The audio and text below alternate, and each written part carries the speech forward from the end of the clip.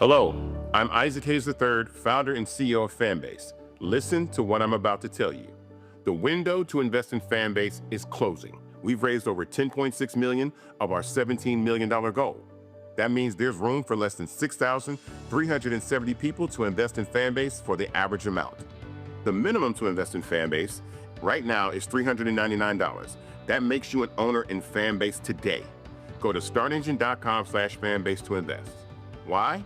Because current social apps have taken advantage of users for far too long, with content suppression, shadow banning, harmful racist content, and no real tools for monetization and equity. Fanbase has over 1.4 million users and counting, allowing anyone to reach all their following and monetize their content from day one. Social media is the new TV, and whoever owns the apps that distribute that content have the opportunity to own potential billion-dollar companies. While big platforms with uncertain futures are failing to serve their users, Fanbase is stepping up to fill the gap. Don't wait until it's too late. Invest now, invest for yourself and your future. Go to startengine.com/fanbase and own the next generation of social media.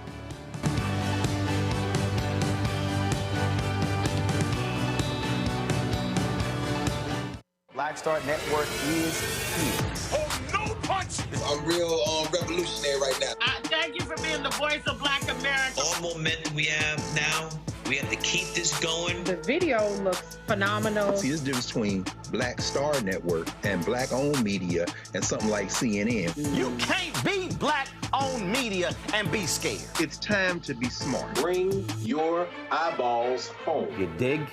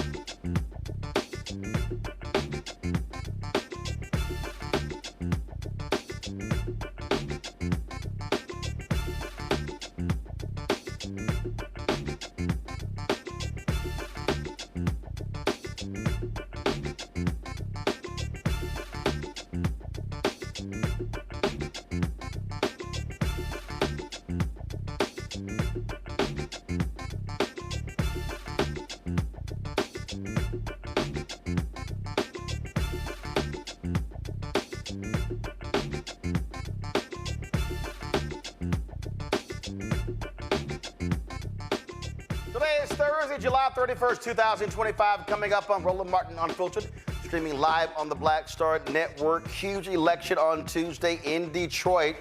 They'll be voting on a new mayor. One of the candidates, Mary Sheffield, City Council President, will be joining us today on Roland Martin Unfiltered to lay out her plans for the Motor City if she is elected mayor. In Texas, the battle over redistricting continues. Democratic House Leader Hakeem Jeffries is in Austin, standing with Democrats there. We'll show you some of the comments that are also being made at a lot of the hearings, and folks have not been happy with Republicans who continue to lie, acting as if they had no maps drawn up, even though they dropped them the next day. Also, mental health crisis. It used to be that black children, black youth were far behind white teens when it came to suicide. That is no longer the case. We'll talk to an expert about that very issue. More stupidity from Donald Trump. Oh, let's cut SNAP benefits, Medicaid. But sure, let's build a new $200 ballroom on the White House grounds. Why not? Plus, on today's show, we will talk about more craziness in this country. Y'all been seeing all this talk about this beating in Cincinnati and that white MAGA, MAGA's been going crazy. There were some things that happened prior to that beating. I'll share that with you as well. It's time to bring the funk on Roland Martin Unfiltered on the Black Star Network. Let's go. He's got it. Whatever the miss, he's on it. Whatever it is, he's got the scoop, the fact, the find. And when it breaks, he's right on time and it's rolling. Best believe he's knowing. Putting it down from sports to news to politics. With entertainment just for kicks, he's rolling. It's on go, roll, y'all. It's Roland Martin, Rolling with Roland now. He's funky, he's fresh, he's real, the best, you know he's Roland Martin.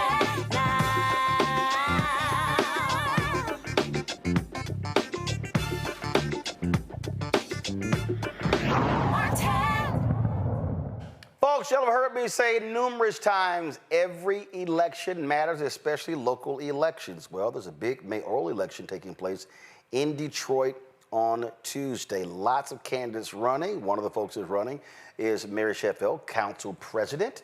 Of course, when you look at polling data, she's leading in the polls, but you know what?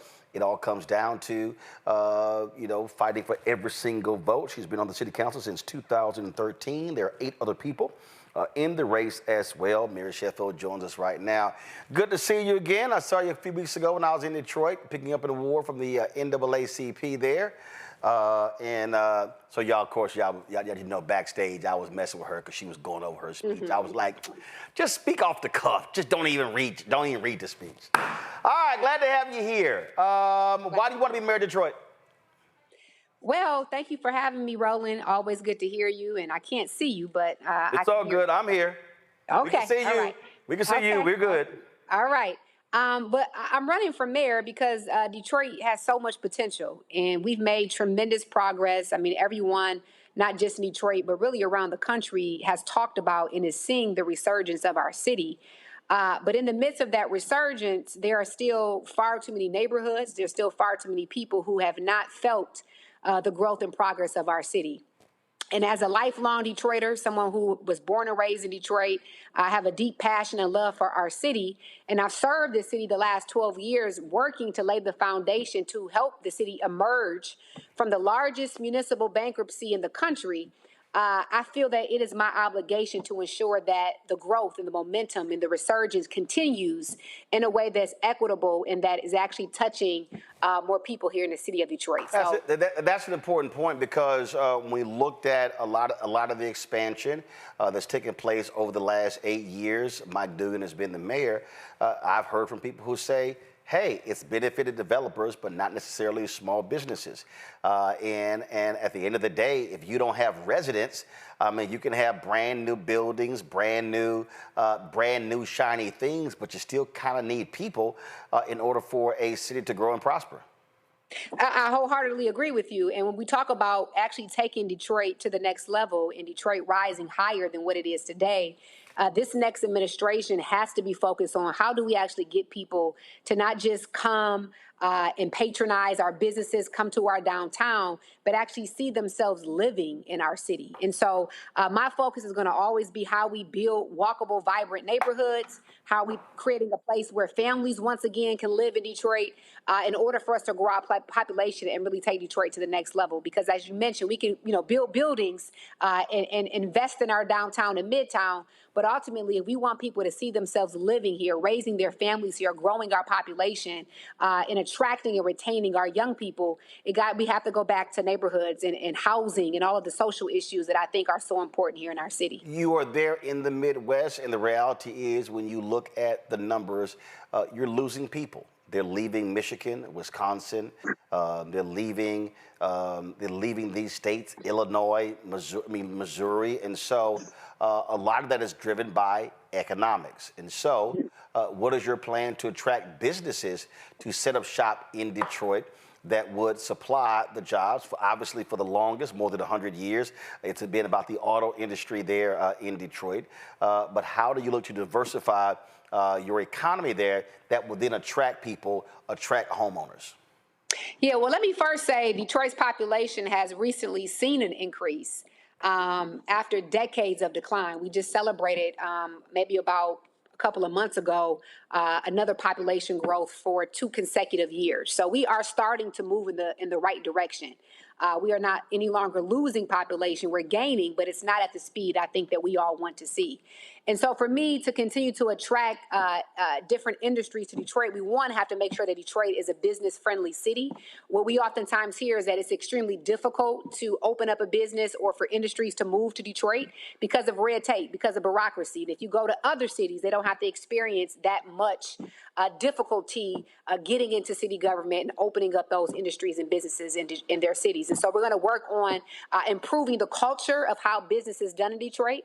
Secondly, in order for these industries to come here, we got to have talented workforce. We have to have people who can fill those positions with the skills and the knowledges that they need. And so we're going to have a heavy focus on workforce development to ensure that we have the pipeline that is prepared for the industries that will come to Detroit. And then lastly, we pay some of the highest property taxes in the country in Detroit. And oftentimes we have to continue to offer incentives and abatements for companies and industries to come to Detroit because the cost of development is extremely high. And so we're working on achieving structural property tax reform and then also offering as many incentives as possible, whether it's our land and also other tools to ensure that we're incentivizing those industries to come to Detroit. You talk about those property taxes. Why are they so high? Well, they've always been high. We have tons of millages over the years that have continued to add to that cost. And I think for decades and really quite some time in Detroit, we've always experienced extremely high taxes, and it's always been a burden for our residents. And so we've tried year after year to try to reduce it. The last 2 years, the mayor has launched an initiative changing some state laws that would allow for a reduction in property taxes. And we're working on that extremely hard because it's been a huge barrier. People have left for Southfield and the suburban communities because the cost of living is so high. Even our auto insurance is extremely high compared to other cities. And so these are structural issues that have been plaguing our city for generations that we have to work on to stop individuals and businesses from coming to Detroit. Quality of life obviously is one of those things, but what goes into that also are schools. When businesses are looking to relocate, they're looking at transportation, they're looking at quality of life, they're looking at entertainment, they're looking also at schools as well. And so obviously that's not under your purview, but that also has to be a significant issue when you're talking about how do you attract people, how do you attract families who you want to be there for generations, not just transient where they come and go. Most definitely, and we have a robust plan working with our school board and our superintendent. Right now, the number one issue facing our school system in Detroit is absenteeism. Our kids are not showing up to school, and oftentimes it's social determinants that are preventing our young people from showing up, whether it's transportation, parents or families have issue with childcare, and so the city can be a greater partner in that regard. We also have to ensure that we're exposing our young people to skilled trades and vocational training and exposing them to other alternatives outside a traditional four-year college degree. And so I plan on being a very active and hands-on mayor as it relates to education. While we may not control the school system, we can open up our rec centers, our libraries, use partner organizations and sites to ensure that there's robust after-school programming for our young people to get the additional educational support that they need. So we're going to be a great partner. While the mayor doesn't control, we don't need to control, but we can achieve a significant increase in the outcome of our young people as it relates to education. All right, then. Well, that certainly sounds like a whole lot. I know you got to get back to campaigning. Early voting is taking place right now, right? Yes, it is. It's happening right now, and Tuesday, August 5th is the election, and we are excited for Detroit to get out and show out. And so if anyone who is listening on your show today, if you know a Detroiter, call them, let them know to show up. let their voice be heard. But more importantly, if you don't early vote, please get out Tuesday, August the 5th, for this very pivotal moment in our history, and this very, very important election. All right. Mary Sheffield, we surely appreciate it. Thanks a bunch. Good luck. Thank you. You as well. All right, folks, going to a break. We'll be right back. Roland Martin Unfiltered on the Black Star Network. Next on the Black Table with me, Greg Carr. Democracy in the United States is under siege.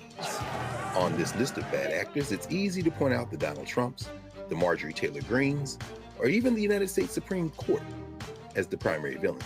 But as David Pepper, author, scholar, and former politician himself says, there's another factor that trumps them all and resides much closer to many of our homes. His book is Laboratories of Autocracy, a wake-up call from behind the lines. So these state houses get hijacked by the far right, then they gerrymander, they suppress the opposition, and that allows them to legislate in a way that doesn't reflect the people of that state. David Pepper joins us on the next Black Table, here on the Black Star Network. This week on the other side of change. Zohran Mamdani, the New York City mayoral race, and this progressive wave that has sent such a shockwave through all of New York City and really the rest of the country. Jamal Bowman is going to help us understand what this mayoral election means and how we make sure that it translates across the nation. Can you imagine national Democrats like identifying themselves as having flavor or riz or swag? Like, absolutely not, right? So hopefully the city does what it can in November to help resurrect this dying party and honestly just resurrect our democracy. Only on the other side of change on the Black Star Network. This is Tamala Mann. And this is David Mann. And you're watching Roland Martin Unfiltered.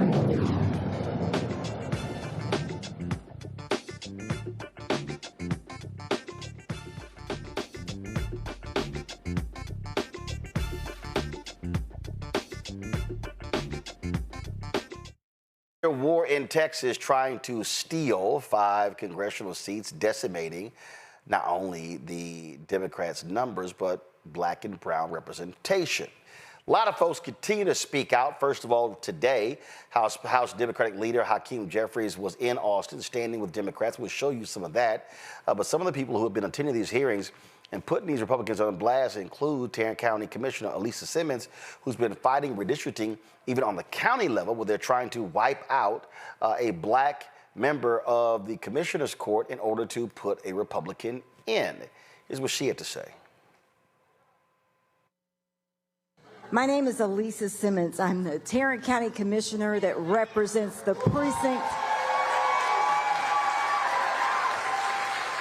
I represent the precinct that you are currently meeting in. This is my precinct. Welcome to ground zero of redistricting.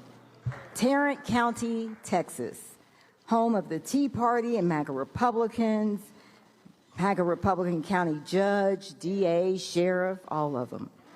I am here to urge the members of the Texas legislature to say no to racism and the racially discriminatory redraw of congressional maps. What you've done is planned and calculated a racist attack on the fundamental voting rights of people of color. I should know. MAGA County Judge Tim O'Hare used a racist law firm and a racist map drawer to attack, pack, and crack African American and Hispanic neighborhoods here, just like you are trying to do to our congressional maps.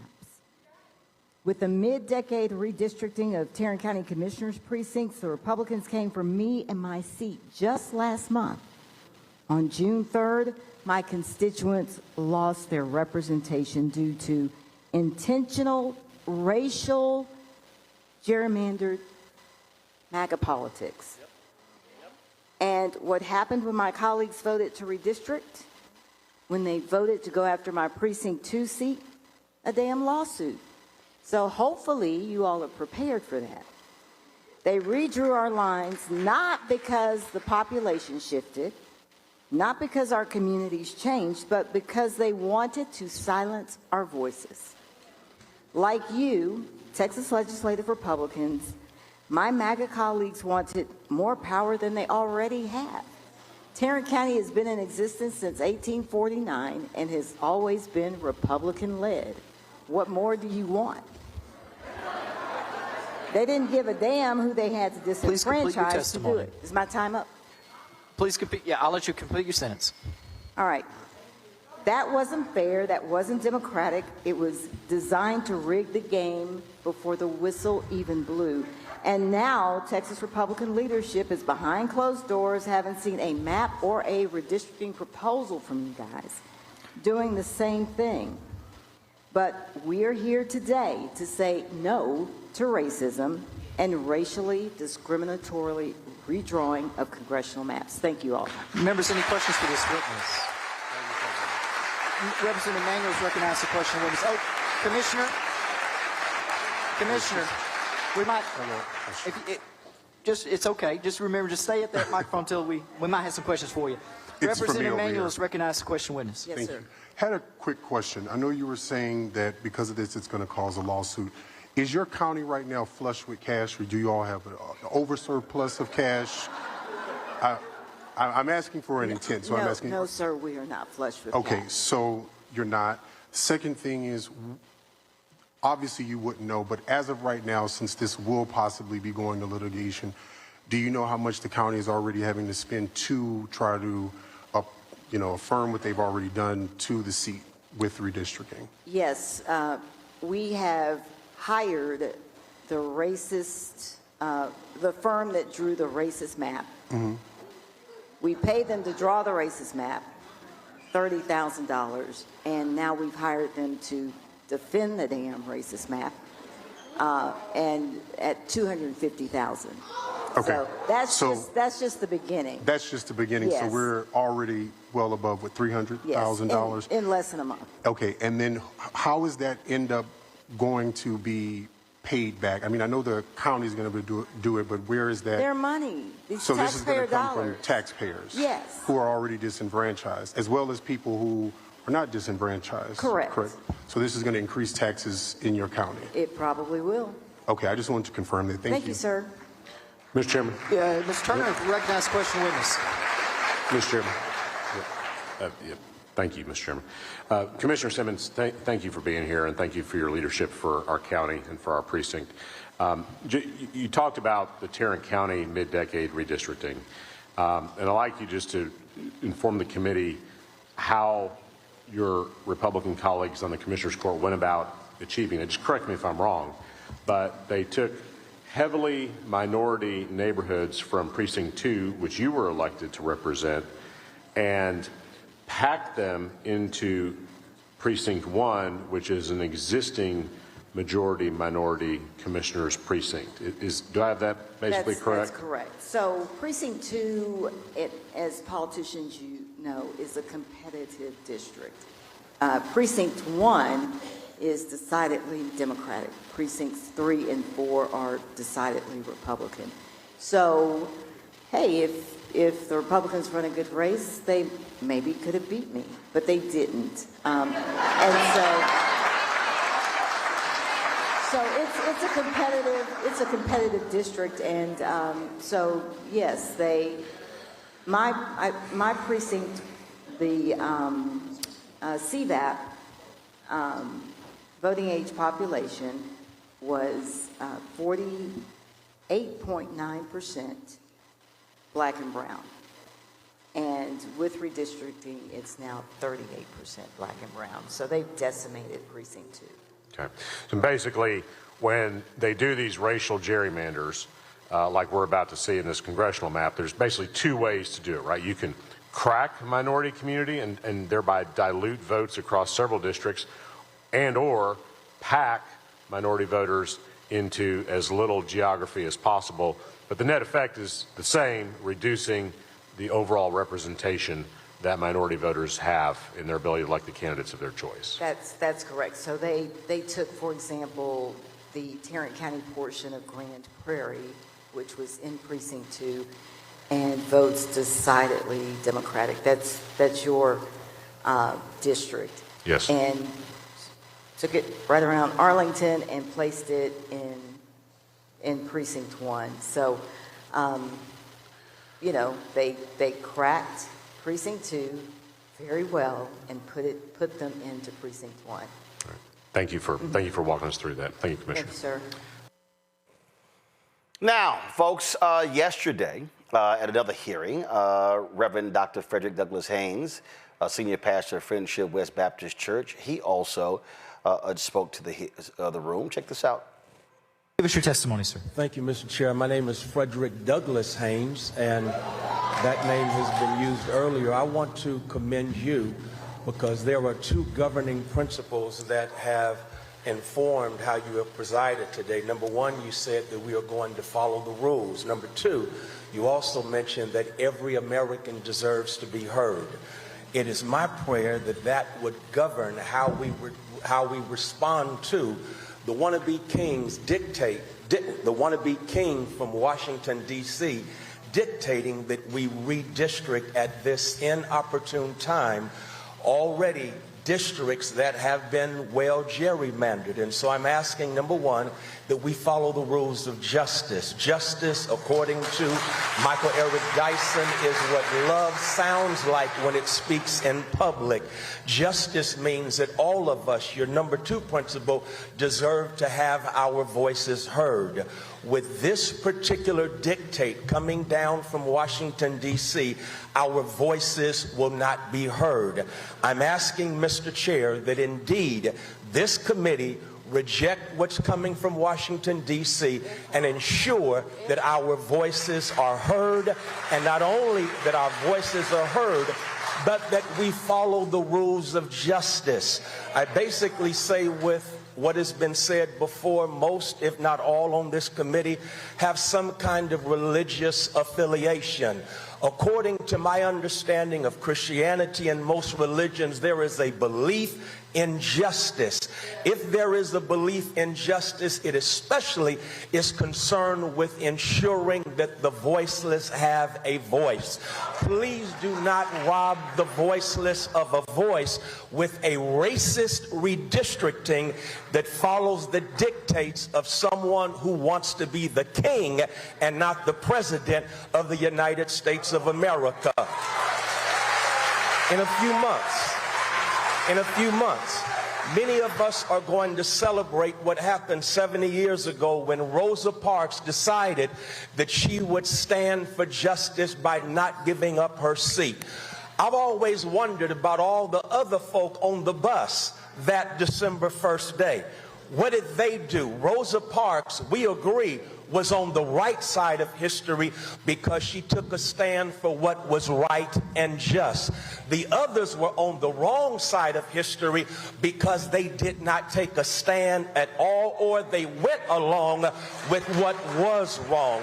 I'm asking you this day, please stand with Rosa Parks in that spirit, meaning that history will record that you were on the right side of history because you stood for justice. You were on the right side of history because you followed the rules of justice. You were on the right side of history because you made sure that everybody in Texas has a voice, and not just voices of those who look like the occupant of the White House. I am begging you, please stand on the right side of history as opposed to the wrong side of history, which will hurt all of us and is against everything that is moral and everything that is just. Thank you for your time.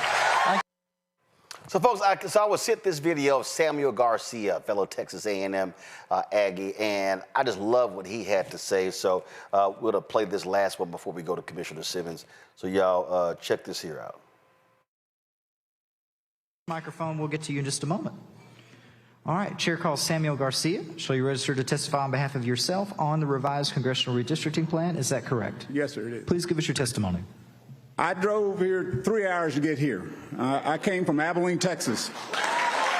And if I'm willing to drive 3 hours to come here and talk, I'm going to ask you to get off your phone and listen to what I have to say.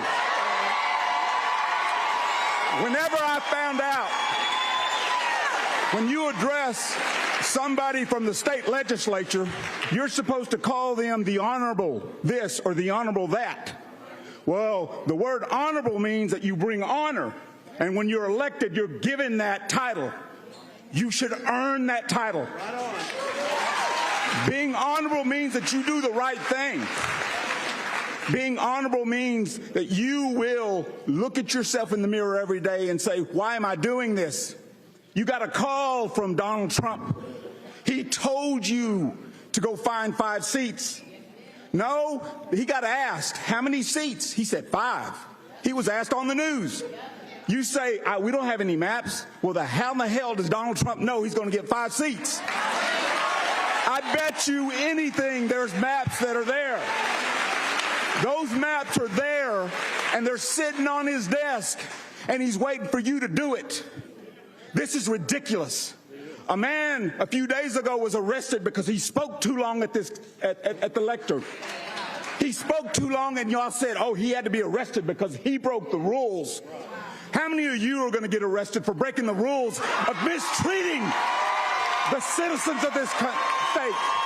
You're breaking the rules. We are the citizens of this nation.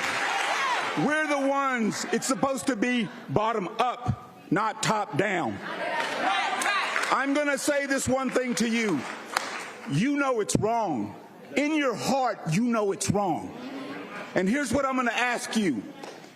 When your kids or your grandkids ask you one day, as a state representative, did you always do the right thing? You got 2 answers that you can choose from. You're either going to have to admit to them that, no, sometimes I did things just for power. Sometimes I did that. Or you're going to have to lie to your kids and lie to your grandkids and tell them you did it because you believed it, because you know this is wrong. This is wrong. I grew up. Please complete your testimony. I'm an Aggie, and I bleed Aggie maroon. In Aggies, we say, Aggies, we don't lie, cheat, or steal, and we don't tolerate those who do. But the other thing is, soy mexicano. And my mother would look at you today, and say, sin vergüenza. Members, any questions for this witness? Joining us now, Tarrant County Commissioner Alisa Simmons. Glad to have you here. I mean, lots of passion here. And what Garcia there, he summed it up. This is about power. This is about raw, naked power. It's pure and simple. And that's what, as you laid out, these racist Republicans are doing in Texas, in Tarrant County, in Galveston County, in Austin, Texas. And at Fort Bend County, Texas now. Same process. These Republicans want to destroy the voting strength of black voters and other minority voters. They want to illegally throw the racial and political makeup of this county and this commissioner's court out of balance. Same thing they're doing with the congressional maps. It is obvious racism. What I want people to stop doing is calling it a power grab. These guys have the power. This is racism, pure and simple. They've got the power. They want absolute dominion. They want dominion. So this is racist, and we need to continue to say that, call it what it is, call a thing a thing. Well, and the thing that I keep, when I wrote my book, White Fear, How the Browning of America is Making White Folks Lose Their Minds, I laid all this out. I said, guys, this is what they are doing. This is what they're preparing to do. It's as simple as that. And so many people, I looked at so many people who sat the election out last year. I don't like this about Kamala or this. Trump is not that bad. And now they're sitting here going like, oh my God, they're doing it. But they said they were going to do it. I knew it when I took office 2 years, 7 months ago. The consultants called. I won November 8th, November 9th. They called and said, can you jump on a Zoom? They are going to redistrict this seat because the sister before me, she served one term. We served 4-year terms. She served one term. She was black. She won by 4,000 votes. I won by 4,000 votes. Where I sit is, like I said at the testimony, is a competitive district. And so the Republicans knew it was going to turn. It was going to be more. It would become more easy for Democrats to win. And so they're like, we're about to put a stop to this. And they want, the county judge will tell you, if he could, he'd want 4 Republicans on the commissioner's court. What's important about that is it's taking away your representatives. Right. I mean, you're removing me from this would remove me from the court. It will be nearly impossible with the new map that passed. It passed here. We have been redistricted, reapportioned. It will be nearly impossible for me to win. And that is a result of people not voting. We have got to get these folks to the polls. Period, point blank. Yeah, I keep saying they are taking advantage. 61% of Texas is minority. Yet 61% of the people who vote are white.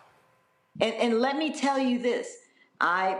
For years, I get the Tarrant County Republican monthly newsletter. Those people are organized. It's not rocket science. They are canvassing now for the Republicans in Tarrant County are block walking, knocking on doors now. What we do as Democrats, election's over, we need to take a break. We need to take a rest. And so we can go to those hearings, give great remarks and speeches and all that. Same thing that happened with this commissioner's court. I had a ton of people show up at commissioner's court. 2 overflow rooms. It doesn't matter. They've got the votes on commissioner's court. They've got 3 votes. The Texas House has the votes to redistrict. So what are we going to do? Keep giving speeches? We've got to do better. Subscribe to the Tarrant County Republican newsletter and do what they do. It's not rocket science. We just got to be consistent, block walking, communicating, educating, and have short, succinct messages and be tough, talk shit, and get out here. We should be campaigning right now. Right now. Yeah, I mean, I've been making that point. I can't tell you how many times I say, yo, you can't wait. I spoke today on the panel of the U.S. Black Chamber, Inc., and I laid out to the people. I said, you have to be starting far earlier, a year earlier. You got to be teaching people. There has to be town halls. I said, we got to go back where we had freedom schools, the civil rights movement. You got to have freedom schools teaching people about public policy. I saw this one, I was on social media, this one guy, this was about 3 days ago, he was like, Democrat National Committee, where are y'all? Y'all should be Texas fighting. I'm like, no, fool. I'm like, you should be fighting, but you should be mobilizing and organizing, because the problem with Texas is unorganized. And Republicans have been able to win all across the state, statewide offices. And here's the deal. Your county is the last large major county in Texas that Republicans control. That's why they're scared to death. They lost Harris County. That's why Governor Abbott hates Harris County. They lost Dallas County.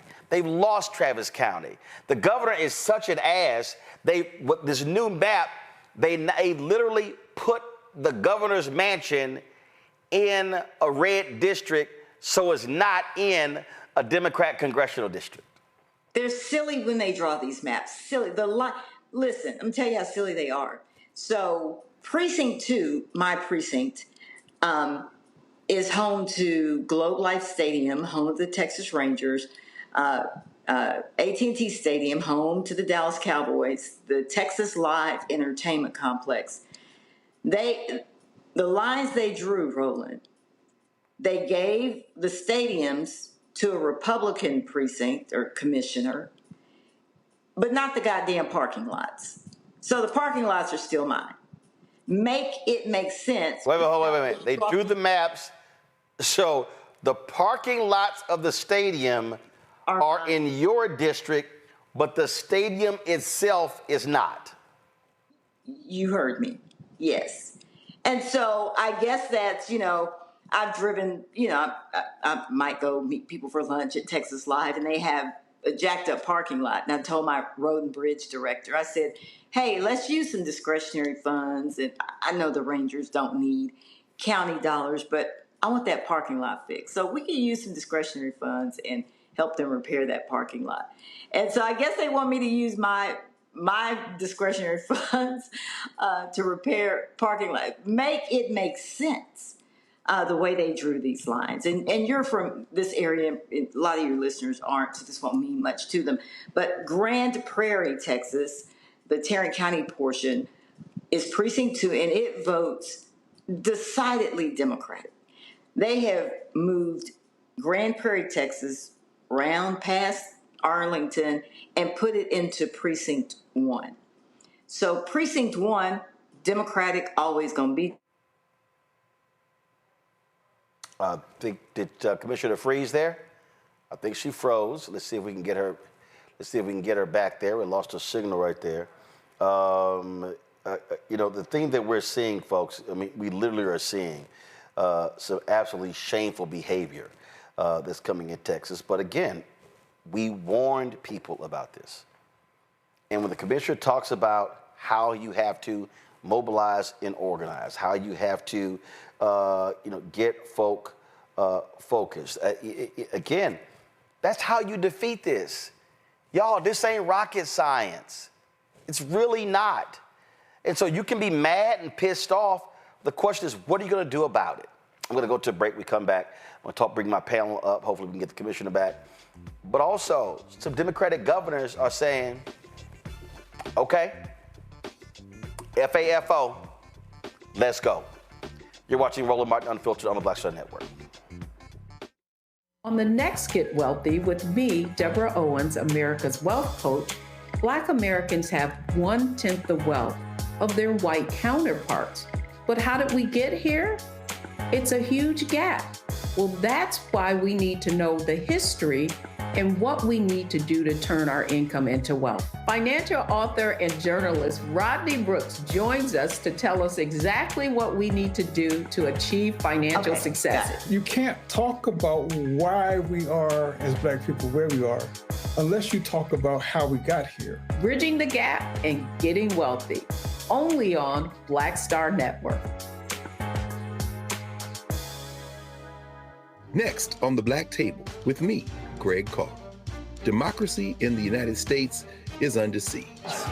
On this list of bad actors, it's easy to point out the Donald Trumps, the Marjorie Taylor Greens, or even the United States Supreme Court as the primary villains. But as David Pepper, author, scholar, and former politician himself says, there's another factor that trumps them all and resides much closer to many of our homes. His book is Laboratories of Autocracy, a wake-up call from behind the lines. So these state houses get hijacked by the far right, then they gerrymander, they suppress the opposition, and that allows them to legislate in a way that doesn't reflect the people of that state. David Pepper joins us on the next Black Table, here on the Black Star Network. How you doing? My name is Mark Curry, and you're watching Roland Martin Unfiltered. Deep into it, like pasteurized milk without the 2%. We getting deep.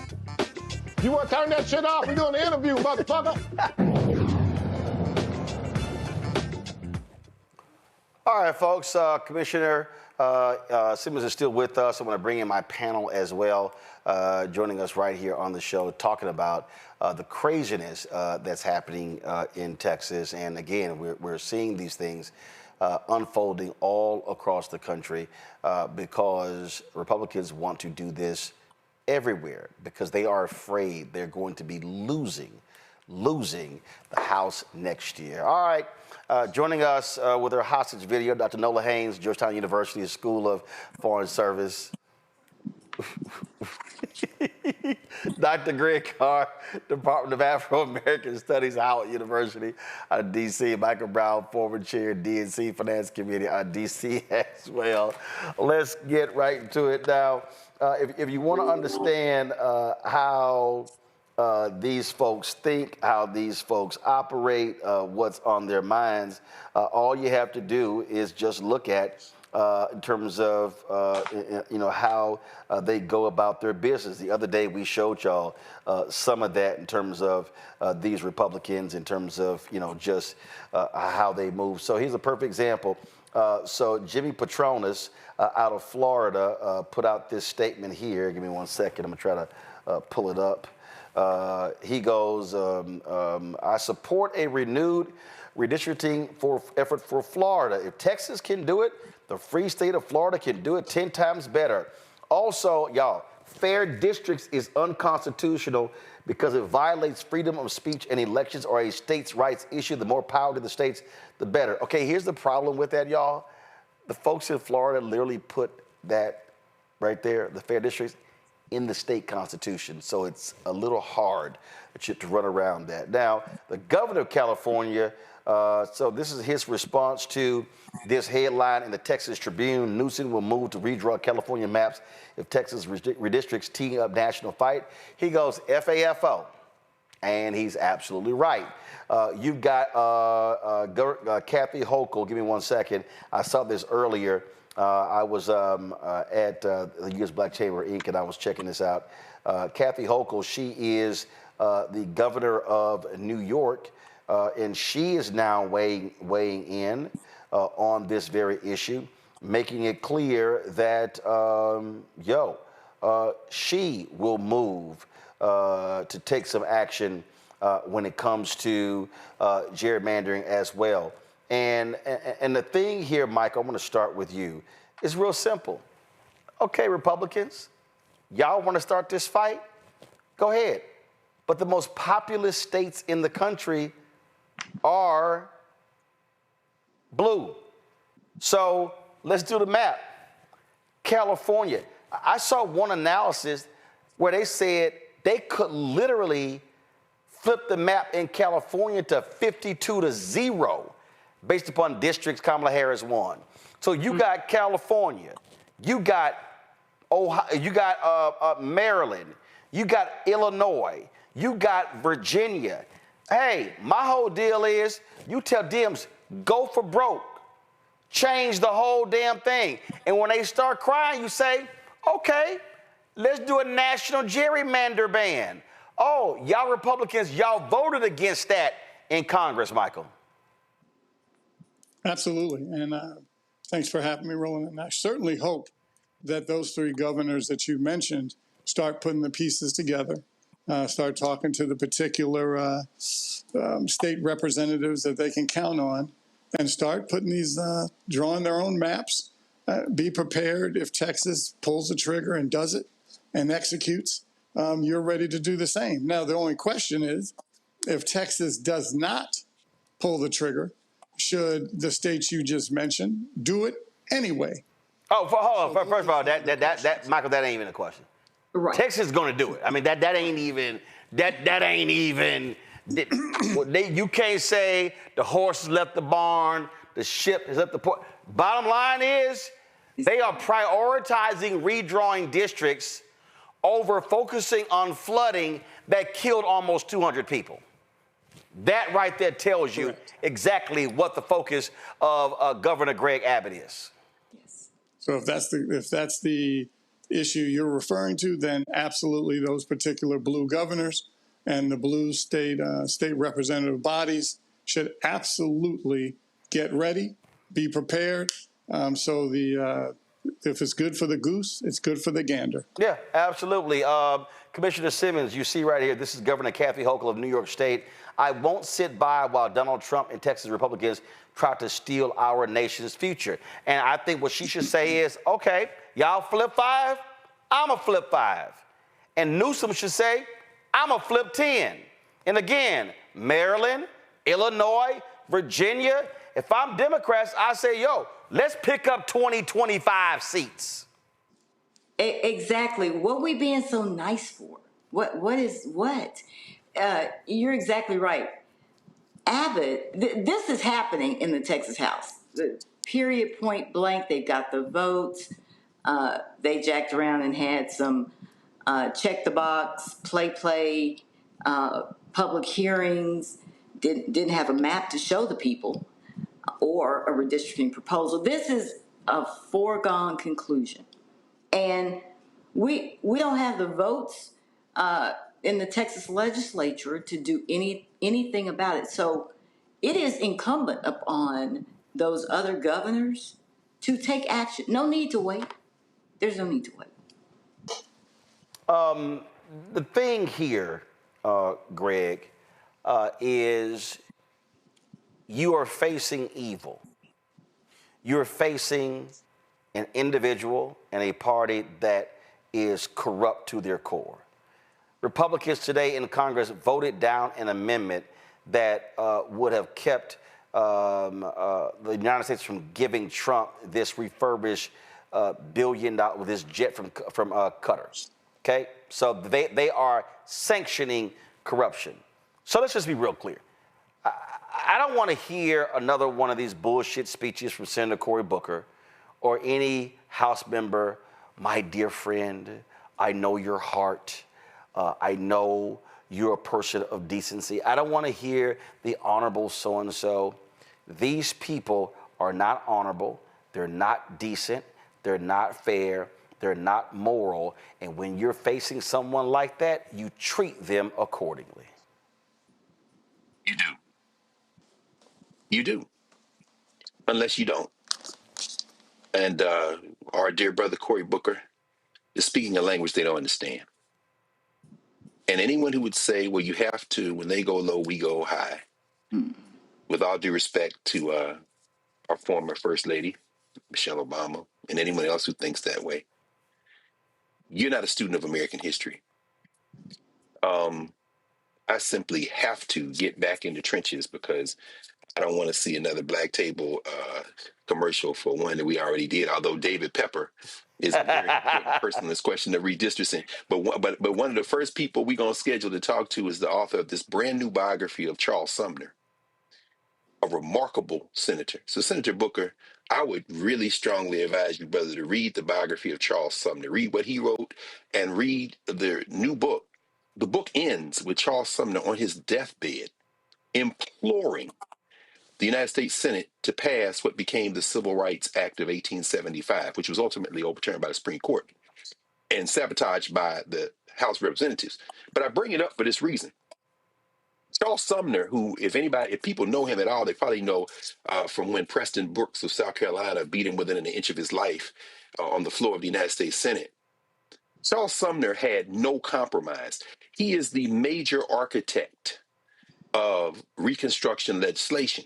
We're talking about not only the Civil Rights Act of 1866, but the 13th, 14th, and 15th Amendments. Charles Sumner is a very important figure. Why do I bring up Charles Sumner at this juncture? I am not alarmed. I'm excited. Because this is the thing about these hillbillies and white supremacy. What you see is that corruption and overreach in the history of the United States walk hand in hand. The 1850s, the 1860s, leading up to the Civil War, you see some of the most corrupt, some of the nastiest pieces of work in terms of open white supremacists in the history of this country at work. And if you're going to beat them, you have to simply decide you're going to break their political backs. Charles Sumner understood that. The Fugitive Slave Act of 1850, where they could just put their hands on you and say you have no rights, and next thing you know, you're working on a damn plantation in Louisiana like Solomon Norfolk, which is, of course, the evening that we met the first time, 12 years a slave. Well, guess what? What the hell do you think ISIS is? I'm sorry, they call it ICE, but it's ISIS. They put their hands on you, and the hillbilly in charge of it says we can stop people based on how they look. It is an echo of that time. So at this moment, what we are seeing is the same type of escalation in a different age of what preceded the Civil War. When South Carolina decided they would rather leave than obey the Constitution, well, guess what? Governor Abbott, my friend, I applaud you, my friend, because what you gonna understand, you hillbilly, is that when you break it this time, nobody's going to put on a uniform and save it. When Gavin Newsom said, as he has said today, that perhaps we'll have a special election on November the 4th and put to the ballot the question of redistricting. And Kathy Hochul is no flaming liberal. She's a centrist Democrat, is going to follow suit. J.B. Pritzker in Illinois follows suit. Guess what? The cold Civil War is now moving to the hot phase. And finally, this hillbilly in Florida that you quoted, talking about the First Amendment, taking his cues from John Roberts, because that's absolutely John Roberts' gospel, and talking about states' rights. Well, guess what? That works both ways. If you're not going to give disaster relief to Republican districts in Maryland because Wes Moore is the governor, well, guess what? You're going to stop paying taxes. And once them hillbillies start screaming bloody murder in Mississippi and Louisiana and Texas and South Carolina, well, guess what?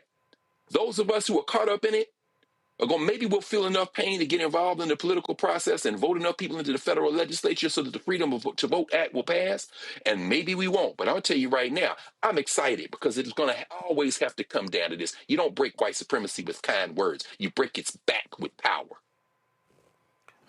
No, this is not a moment for folk to be scared. This is a moment, literally, where it requires fighters. I remember seeing Reverend Willie Wilson was preaching in Dallas, and he talked about there was a church break-in, and some thugs stole the equipment in the church. They stole the musical instruments and all kind of stuff like that. And so they went to the pulpit. He went to the pulpit that Sunday, and he said, I need y'all to put the word out on the street in D.C. We looking for our stuff. He said, but I don't need y'all simple Christians. He said, I need some of my former thug Christians to roll with me to go get our equipment. And then they found out where the equipment was and rolled up on the place and got the equipment and got some other stuff from there as well. See, this ain't a moment for the weak, the meek, the quiet, the nice. No. This is where you need some Democratic gangsters who said, I'm going to take y'all out one by one.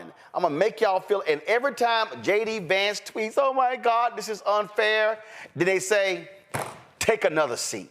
Then when they start complaining again, take another seat. And that's what you do. That's how you make them pay. Yeah, definitely. I wasn't sure where you were going with that at first. I wasn't sure. Well, that's why I know where I'm going. If you just listen, you'll know where I'm going. The man you saying to listen, I haven't gotten 6 words out before you didn't. Because I just talked. Well, if you ain't know where I was going, that's why I explained it where I was going. You need some gangsters. When you in a fight, you don't bring folk who believe in diplomacy. You bring folk who ready to swing. Now you understand what I'm saying? Let me finish my thought. Thank you very much. Thank you very much. As a person who's literally just finished a book chapter today arguing for the coexistence of diplomacy and deterrence, I do believe that we definitely need to be stronger and strategically stronger. If we have the option to do a thing, we should do that thing. If California, if New York, if Chicago can actually, implement the same sort of strategy that they did in Texas, I say we go for it. I think this hemming and hawing, and which I understand from the perspective of you're trying to figure out, if I make this move, is the person in office, 2-3 years down the line, will they do it and use it against? It's all these things that go into this type of thinking. That's what we don't have the luxury of. We don't have the luxury of the hemming and the hawing. We don't have the luxury of kind of thinking through when we are already here. We're not having this conversation proactively. We are here, and the people need to rally around something. They need to believe in someone, and they need to be inspired. And right now, they are still searching for it. So I say, if this is an option, we should definitely pull the trigger on that and exercise that option. And Commissioner Simmons, who they are literally using taxpayer money, as you said, to pay this racist organization. Folks should be raising holy hell, and every time that little mascot county judge of yours starts whining and complaining, they should sit here and say, "All right, we're gonna boycott your house." Hey, I wouldn't be opposed to it, but I'm not gonna on this. You ain't got You ain't got to say it. I said it. If y'all in Tarrant County, hey. Laws are allowed, protest at his house. That's right. Start at 6 a.m. Wake his ass up. See, these people, they are trying to lock in power for the next 50 to 100 years. They do not want to see black advancement, brown advancement. They are they are white nationalists. Because let me tell you what Alisa Simmons is going to pull up and stop doing. Is going to these rallies, public hearings, all this stuff about redistricting. I had a 7-hour commissioners court meeting, and so grateful that all of the white allies, the African American groups, the D9, the Hispanic organizations, so glad that we had 500-600 people show up. And I had a redistricting public hearing in my precinct that lasted 5 hours. I went to the redistricting deal, the congressional, the state thing, Monday night.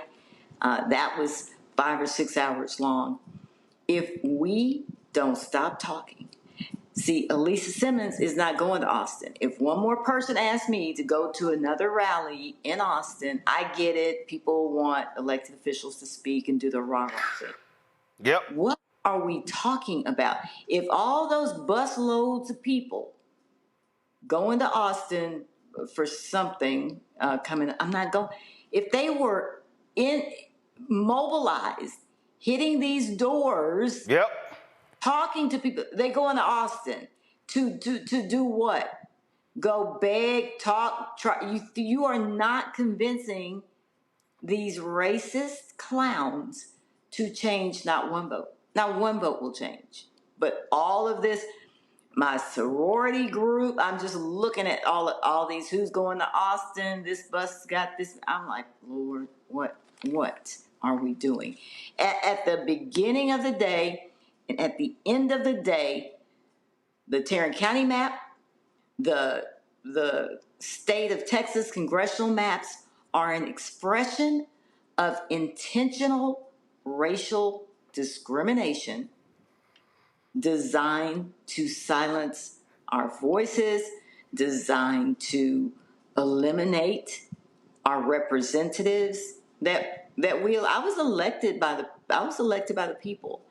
And I told you it was a competitive district, not just by Democrats, not just by black. You can't win in my precinct by black and brown people voting for you or just Democrats. And so these maps have taken away, essentially, I'm faithful, I believe in God, but has diluted the voting strength of minorities to elect their candidate of choice. So precinct 1 now in Tarrant County becomes almost 80 something percent, almost 90% Democrat. That's great. We will have one representative on the commissioner's court. Yep. So you're absolutely right. If you're going to expend time, energy, and money, then you spend it where it is wise, where you have a greater return on investment, and that's hitting door to door, precincts, canvassing. That's what you have to do because you have to beat these people. And here's the whole deal, okay? A lot of these House seats the Republicans control in Texas, there are a number that they can be beaten in. Yes. If folk actually vote. That's just what it boils down to. Tarrant County is 50-50. I mean, it's right there. And in Tarrant County, we have, according to the Tarrant County Democratic Party, we have more registered Democrats in Tarrant County. We got to pull them out of their homes into the polls. Yep, there you go. Commissioner Simmons, we appreciate it. Keep up the good fight. Thank you, sir. Folks, got to go to a break. We come back. Vice President Kamala Harris drops a new video. She's got a book out. We'll talk about that. Also, what's the latest stupidity coming out of the White House? Take your pick. Folks, you're watching Roland Martin Unfiltered on the Black Star Network. Support the work that we do. Join the Bring the Fuck fan club. Your dollars make it possible to continue to do the work that we do. You want to contribute via Cash App? Here's a QR code right here. Click the get the Cash App pay button to contribute. You can use this for credit cards as well. You want to see checking money orders, make it payable to Roland Martin Unfiltered. P.O. Box 57196, Washington, D.C. 20037-0196. PayPal's R. Martin Unfiltered, Venmo, RM Unfiltered, Zelle, Roland at RolandSMartin.com, Roland at RolandMartinUnfiltered.com. We'll be right back. Next on the Black Table with me, Greg Carr. Democracy in the United States is under siege. On this list of bad actors, it's easy to point out the Donald Trumps, the Marjorie Taylor Greens, or even the United States Supreme Court as the primary villains. But as David Pepper, author, scholar, and former politician himself says, there's another factor that trumps them all and resides much closer to many of our homes. His book is Laboratories of Autocracy, a wake-up call from behind the lines. So these state houses get hijacked by the far right. Then they gerrymander, they suppress the opposition, and that allows them to legislate in a way that doesn't reflect the people of that state. David Pepper joins us on the next Black Table, here on the Black Star Network. This week on the other side of change. Zohran Mamdani, the New York City mayoral race, and this progressive wave that has sent such a shockwave through all of New York City and really the rest of the country. Jamal Bowman is going to help us understand what this mayoral election means and how we make sure that it translates across the nation. Can you imagine national Democrats like identifying themselves as having flavor or riz or swag? Like, absolutely not, right? So hopefully the city does what it can in November to help resurrect this dying party and honestly just resurrect our democracy. Only on the other side of change on the Black Star Network. Hey, yo, what's up? This is Mr. Dalvin right here. What's up? This is KC. Sitting here representing the JODECI, that's Jodeci. Right here on Roland Martin Unfiltered.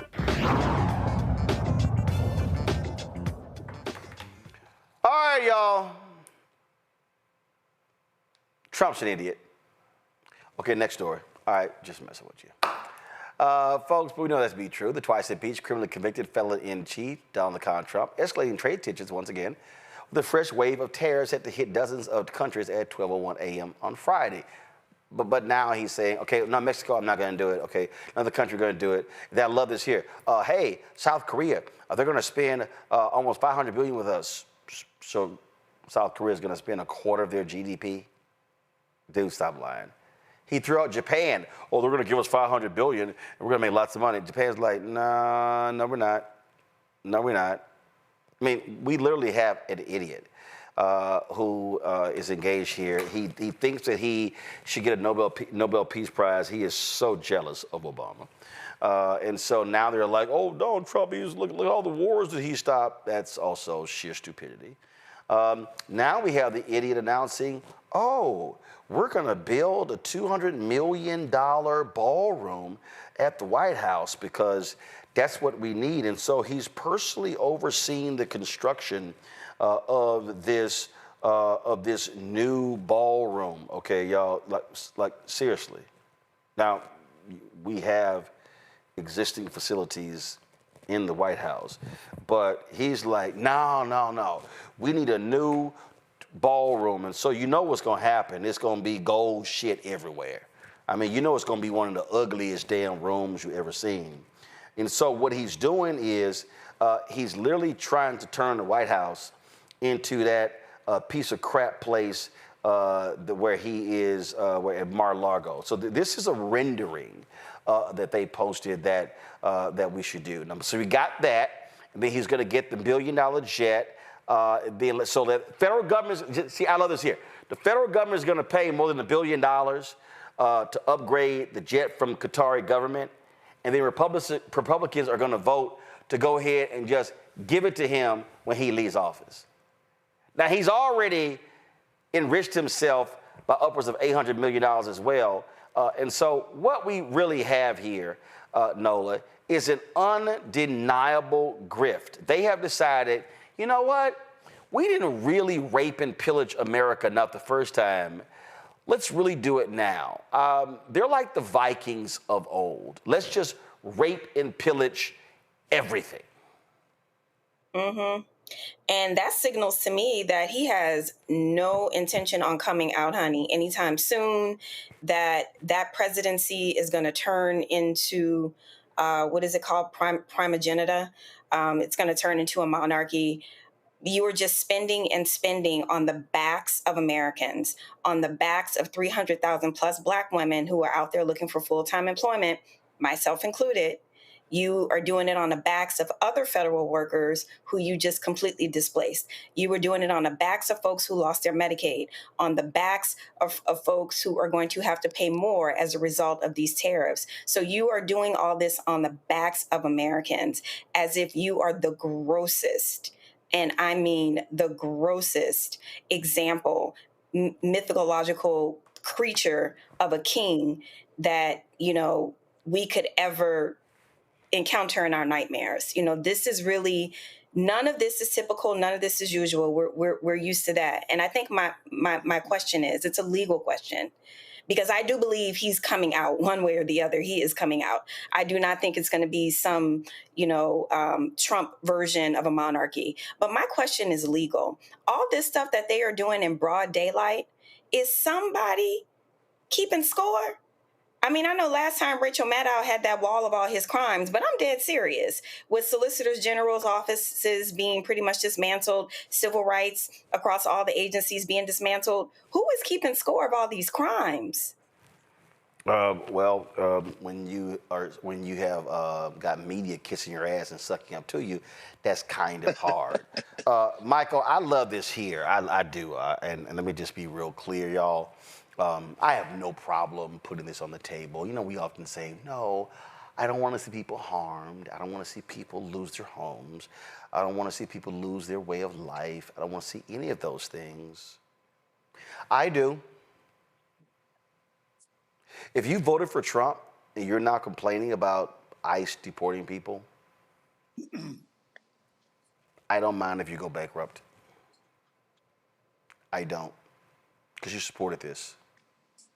See, I remember reading in history, and I believe this was a huge mistake by Lincoln in the North, allowing the racist plantation owners to reassert an oath to the United States to get their property back. No, you don't get it back. So take this fool in Alabama, okay? Nope. This fool may go bankrupt because of the workers, but he says, I still stand with Trump. I hope he loses everything. Watch this. Huge job for the community. Well, the community's going to miss out if we can't get it finished. Superintendent Robbie Robertson, who chose to conceal his face, told Reuters that it was a recent ICE raid on a job site in Florida, more than 200 miles away, that spooked his staff. I know that we have lost a lot of our workers because of their hearing about these raids. We have got some of them back, but we're now about half capacity, which basically hurts our work production. Immigration raids on building sites, part of an expanding crackdown by President Donald Trump on work sites across the country, are causing major disruptions to the construction industry, according to Reuters interviews. Robertson said his company faces a $4,000 penalty for every day it runs past its November 1st deadline, already a potential cost of $84,000. And those raids happen a good bit away from here. There's a lot of closer jobs than this one, so I know they're all being affected as well. About 1.4 million of the roughly 11 million people in the U.S. illegally work in construction, more than any other industry. That's according to the Migration Policy Institute, a nonpartisan think tank. And construction industry leaders say those workers are hard to replace with native-born Americans because most don't have the skills. They're willing to do it. The Hispanic descent, they basically are stepping up and will do some of the hard work. But I am a Trump supporter, like I said, and I do think there is a way to go about doing this, but I just don't think the raids is the answer. Oh, really? Michael, I hope Robbie goes bankrupt. And Robbie, who clearly is not showing his face or his identity, well, I guess we know his name, Robbie. White supremacy is more important to him and others like him, or that think like him, is more important than their own self-preservation. And that's hard to compete with when Democrats are talking about, when we are talking about messaging of policy, democracy. None of that matters if white supremacy is your top priority. And so as people of color and black people and brown folks continue to rise both economically, politically, political power, that's a problem. And so if my farm or company or business or I lose my home, but that's okay because we have a president that supports white supremacy. That's what I care about the most for a lot of people. Not all white folks, obviously, but many. And then, of course, you have the blackface MAGA, who I call the help. Folks like so-called pastor, who we've never heard of, so-called best-selling author of a book we've never heard of. But because MAGA promotes him, now all of a sudden, Vince Ellis gets some airtime. So listen to this fool speaking at the Racist Turning Point USA conference. And we're going to continue to do these great things. And for these people that want to complain, that want to sit back, who want to cry, who want to talk about how hard it is, I'll tell you what we'll do for you. You want to talk about DEI, diversity, equity, and inclusion? Yeah, you do need DEI because you're inferior. Yeah, you need it. I don't need it. You walk into my world with a DEI stamp on your chest, and I'm going to slit your throat. I want to see you come, telling me you didn't earn it. I want to see you come into my world talking about I need a respite and I need a handout. Yeah, I'm going to be smiling at you, boy.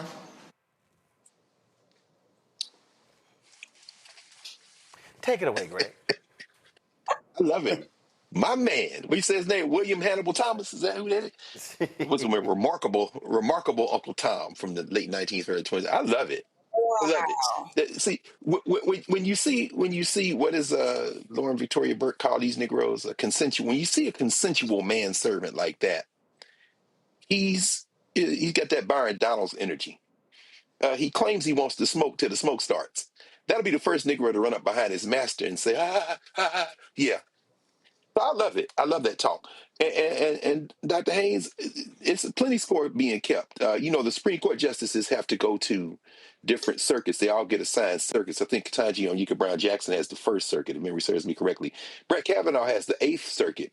He spent a little over an hour yesterday or today trying to defend the rocket docket, the shadow docket, and this chicanery they're engaged in at the Supreme Court. And he said in the course of his remarks that he reads all the blogs and listens to social media and all that. He has to stay aware of it. He's aware of all the criticism. Dear Kavanaugh knows what's coming.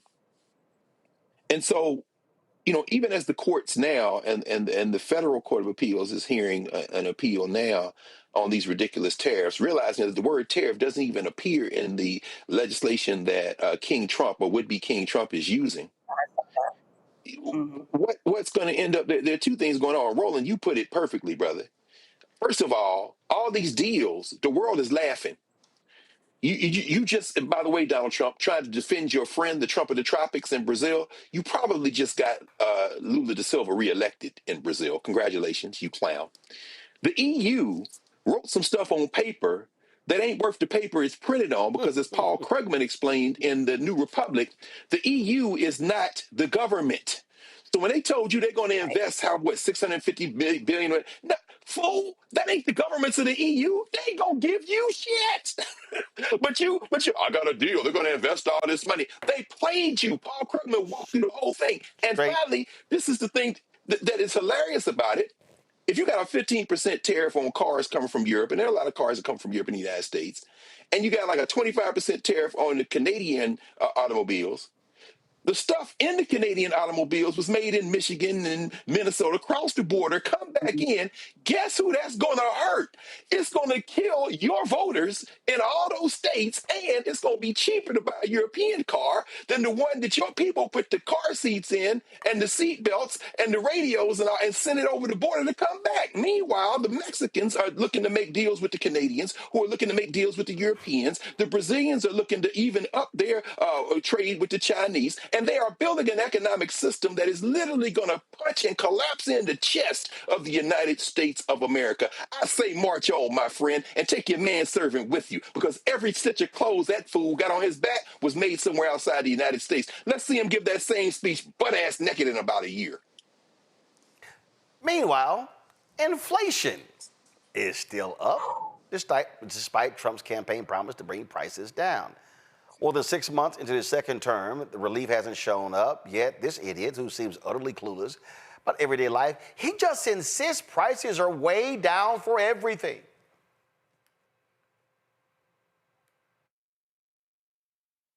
You know, if you think inflation, I've already taken care of. Prices are way down for everything, groceries, everything. In fact, that was a conversation on Fox News, and the help, Harris Faulkner, who claims to be a news anchor, who's really nothing more than a MAGA-loving Trump anchor, got bodied on her own show using a Fox News poll. Watch this. Who do you think this really does come down to, having to impress the American people right now? Is your party, Mike, you guys are not all moving in concert with one another? No, I mean, we lost the last election, so we're having a lot of tough conversations about how we build a new Democratic Party. That'll keep happening until we elevate a new candidate. What I'll tell you, though, is I think both political parties are completely out of touch with the day-to-day lives of most Americans. There's a lot of polling out in the last couple of weeks talking about how frustrated people are with inflation and pricing and housing and things like that. Inflation's at 2%. The GDP inflation's at 2.9%, actually, Harris. It's the GDP just popped to 3%. I mean, we haven't seen that in a very long time. If I could point you to Fox's own polling, Trump is negative 30% on pricing and the inflation. It's as unpopular as Joe Biden ever was. So the American people are pretty frustrated with where their lives are right now. There's a Navigator poll out just this morning or yesterday that has a lot of Americans saying they're worse off than they were 6 months ago. I love that when you get fact checked. Okay, all right, we gotta move on. I don't know why you brought that shit up. Make me look real stupid. But yeah, we gotta move on. So I don't know why you had to sit here and embarrass me on my own network, make me look like a fool. But then again, Harris Faulkner is known for never ever doing any kind of fact checking whatsoever. She just goes on and spouts all sorts of nonsense. But what you're seeing, though, is you're seeing the reality of what's going on. And see, what's been happening is all these companies have been scared to death to raise prices, Michael, because they want to piss Trump off. Now they're like, okay, you know what? We can't keep getting our ass kicked. We just can't keep doing that. So you got Procter & Gamble announces, yeah, we're going to raise this here. How about this here? 2022, when Biden was president, the price of beef was $4.50. Now it's $6.12, a new record. Boy, how about that, Michael? Boy, those prices are really tumbling down. Is that what we call new math? that when it goes up, it's down? No, that's Trump and the GOP's math. They just say whatever they want, whether it's true or not. They say it. Obviously, they get fact-checked on channels that they know their supporters don't watch. So when they say things on channels that their supporters do watch, they believe pretty much anything he says. So half the country knows the truth. The other half says, oh, he's working on it, it'll come down. Problem is he campaigned to fix all these issues. I think the term he used on day one, whether it's wars, the world is on fire, whether it's inflation, not doing what he thought it would do, prices are going up, his tariff strategy is a disaster. So when these Republicans talk about promises made, promises kept, I'm not sure what they're talking about. Well, and in fact, Richard Quest, of course, CNN business correspondent, he just sort of just laughed at all these trade announcements. Because see, what this fool does, Nola, is he just announces shit. He just announces it and just like it, and they like, hey, Trump said it. But even though it's a lie, check this out. The deals. Let's talk about the deals. Right. So we've got the deal with the European Union, which somebody has already described as pie in the sky. They simply will not buy that amount of energy, and nor will they invest that amount of money. We have the deal with Japan, where nobody knows where the $650 billion worth of investment is going to come from. Nobody. The Japanese admit they don't know where it's going to come from. We've got the deal announced today with the South Koreans. What Donald Trump has brilliantly done, he wanted a headline number, and it's around 15%, but the underlying terms of trade deals are garbage. So Richard, what deal would you have preferred? How do you mean? Well, what details of a deal would suffice for you? Well, I would have liked them to have negotiated a proper long-term What's proper? deal. Let's focus on the word proper. Where the What's detail proper holds to up. you? Where the detail... No, because you keep saying this, but you're giving no specificity whatsoever. Well, I can sit here and name a whole bunch of random ridiculousness. That means absolutely nothing at all. With respect, no, because they've actually announced a European deal where supposedly $600 billion... So give specifics about what we would like to see. So they can't see me? Scott, give an alternative and give specifics for what would be a deal that would satisfy your critique. A long-term trade relationship deal that doesn't rely on a fictitious amount of investment. Okay. The Japan deal. I'm listening. The Japan deal envisages $650 billion worth of investment. But nobody says by whom or how or the penalty against. It is literally making it up. Look, because They're good at, Nola, making that shit up. Mm-hmm. Absolutely. They're good at it, and they have perfected how to be good at it. They say it confidently, and they overtalk you. They bully you, just like, what we just saw there.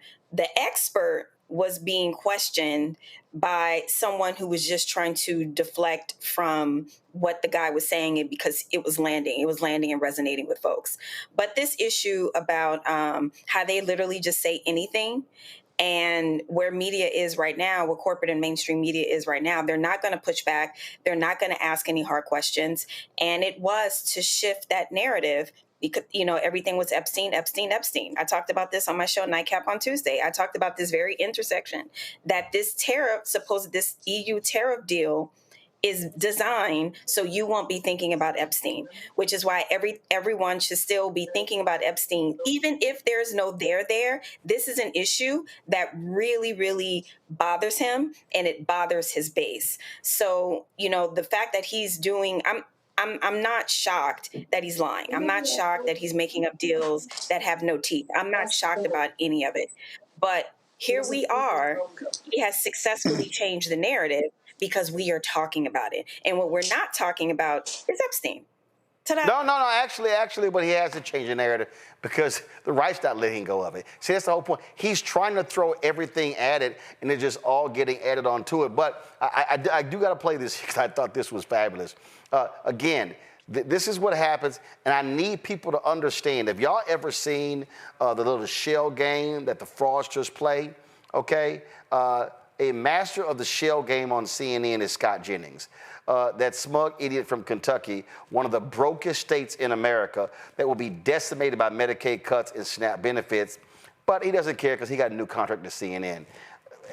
Even Abby Phillip just said, you know what? I'm sick of your bullshit. That's what she said, but she didn't. Watch this. Record high in the stock market. Come on, these trade deals are garbage. It's actually much simpler. Garbage? Yes. Hold on a second. It's much simpler than this. Just one sec, because I think it's super important to understand. Scott, what was happening in April of this year, 2025? What was happening then? What did the president announce on that week, the first week of April? What did he announce? The president was implementing what did he announce, Scott? Tariff agenda. And what were those tariff levels? And well, they were different for different countries. Okay, so but every single person predicted calamity. Scott. Calamity. Scott, you can't skip steps here. And what were those tariff levels? They were different. He had a chart. Not just different. They were 2 to 3 times higher than the current tariff levels. Did those tariffs go into place, Scott? It's different for every country. Scott, it's different for every country. It's a simple question. Did those tariffs go into place? He has delayed some of the tariffs. Yes or no? He has delayed some of the tariffs, and he's made deals, and he's implemented others. Did any of the tariff levels that Trump announced on that week, did they ever go into place? Some tariffs have been implemented, some have been delayed, and some deals have been made. The answer is they did not. They did not. Tariffs have been implemented. All of those, some tariffs have been implemented. All of those quotes. That's why we have all this money coming in. We have them here.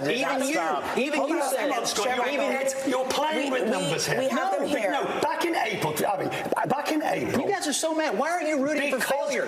Why does this table root for failure? Please, because you are saying that you are taking a number of 40, 50, 60% back in April, and you're comparing it to a number of 10, 15% now. Fine, but it's his strategy to negotiate and create leverage, Scott, and give us the situation we're in today. Okay, Sir Michael, I will let you talk, but I just have to say, completely disingenuous to suggest. I'm sorry. You were the one calling for a recession in April, not me. Give me 1 second. You called for it. Give me 1 second. Please let me finish. It is completely disingenuous to suggest that what economists said would happen if Trump imposed 50 and 60%. Oh, let's jump all the way up to 135% level tariffs on this economy would have been a recession. Those levels never happened, which is why there has been no recession. You sound disappointed. It's not that complicated. Sure, Michael.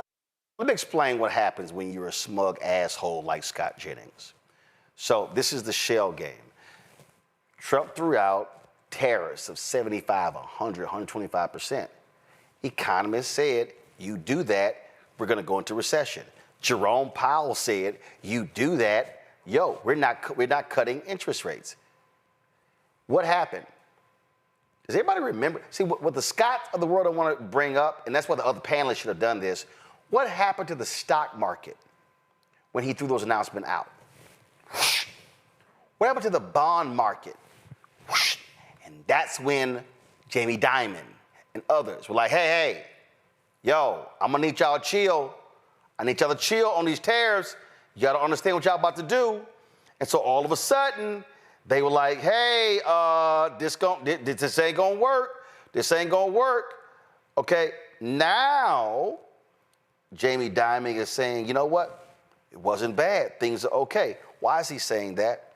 Because they actually forced Trump to back down.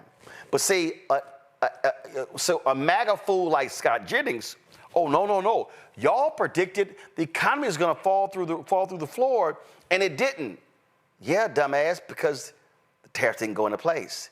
He announced them, he pulled them back. He announced them, he pulled them back. He announced them, he pulled them back. That's what happened. But see, liars like Scott Jennings never want to talk about that because what they want to do is convince people, oh, no, y'all were the crazy ones. No, we weren't crazy. The fool who you kissed more ass than Melania Trump is the crazy one. So y'all just got to understand how the shell game is all being played. And we're going to always call it out, including people like smug MAGA idiot Scott Jennings, who will do anything to stay in Trump's good graces. Because he used to be a Trump opposer. But it's a lot sweeter financially when you become a Trump grifter. And that, ladies and gentlemen, is Scott Jennings. Going to a break, we come back. Suicide among young black folks is serious, and we'll talk about why and how do we confront it. You're watching Roland Martin Unfiltered right here on the Black Star Network. Wealthy with me, Deborah Owens, America's Wealth Coach, Black Americans have 1/10 the wealth of their white counterparts. But how did we get here? It's a huge gap. Well, that's why we need to know the history and what we need to do to turn our income into wealth. Financial author and journalist Rodney Brooks joins us to tell us exactly what we need to do to achieve financial success. You can't talk about why we are, as Black people, where we are, unless you talk about how we got here. Bridging the gap and getting wealthy, only on Black Star Network. This week on The Other Side of Change. Zohran Mamdani, the New York City mayoral race, and this progressive wave that has sent such a shockwave through all of New York City and really the rest of the country. Jamal Bowman is going to help us understand what this mayoral election means and how we make sure that it translates across the nation. Can you imagine national Democrats like identifying themselves as having flavor or riz or swag? Like, absolutely not, right? So hopefully the city does what it can in November to help resurrect this dying party and honestly just resurrect our democracy. Only on The Other Side of Change on the Black Star Network. Hello, I'm Isaac Hayes III, founder and CEO of Fanbase. Listen to what I'm about to tell you. The window to invest in Fanbase is closing. We've raised over $10.6 million of our $17 million goal. That means there's room for less than 6,370 people to invest in Fanbase for the average amount. The minimum to invest in Fanbase right now is $399. That makes you an owner in Fanbase today. Go to startengine.com/fanbase to invest. Why? Because current social apps have taken advantage of users for far too long, with content suppression, shadow banning, harmful racist content, and no real tools for monetization and equity. Fanbase has over 1.4 million users and counting, allowing anyone to reach all their following and monetize their content from day one. Social media is the new TV, and whoever owns the apps that distribute that content have the opportunity to own potential billion-dollar companies. While big platforms with uncertain futures are failing to serve their users, Fanbase is stepping up to fill the gap. Don't wait until it's too late. Invest now, invest for yourself and your future. Go to startengine.com/fanbase and own the next generation of social media.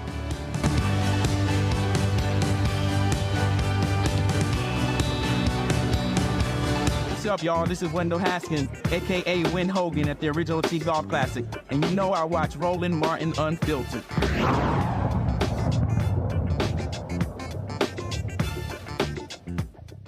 Folks, the rise of mental health struggles among young Black youth is becoming a growing part of everyday conversation, and it could be impacting someone close to you. A recent report from the Acoma Project, a nonprofit focused on supporting the mental health needs of young people of color, reveals some alarming stats. More than 40% of Black youth ages 13 to 17 seriously considered suicide in the past year.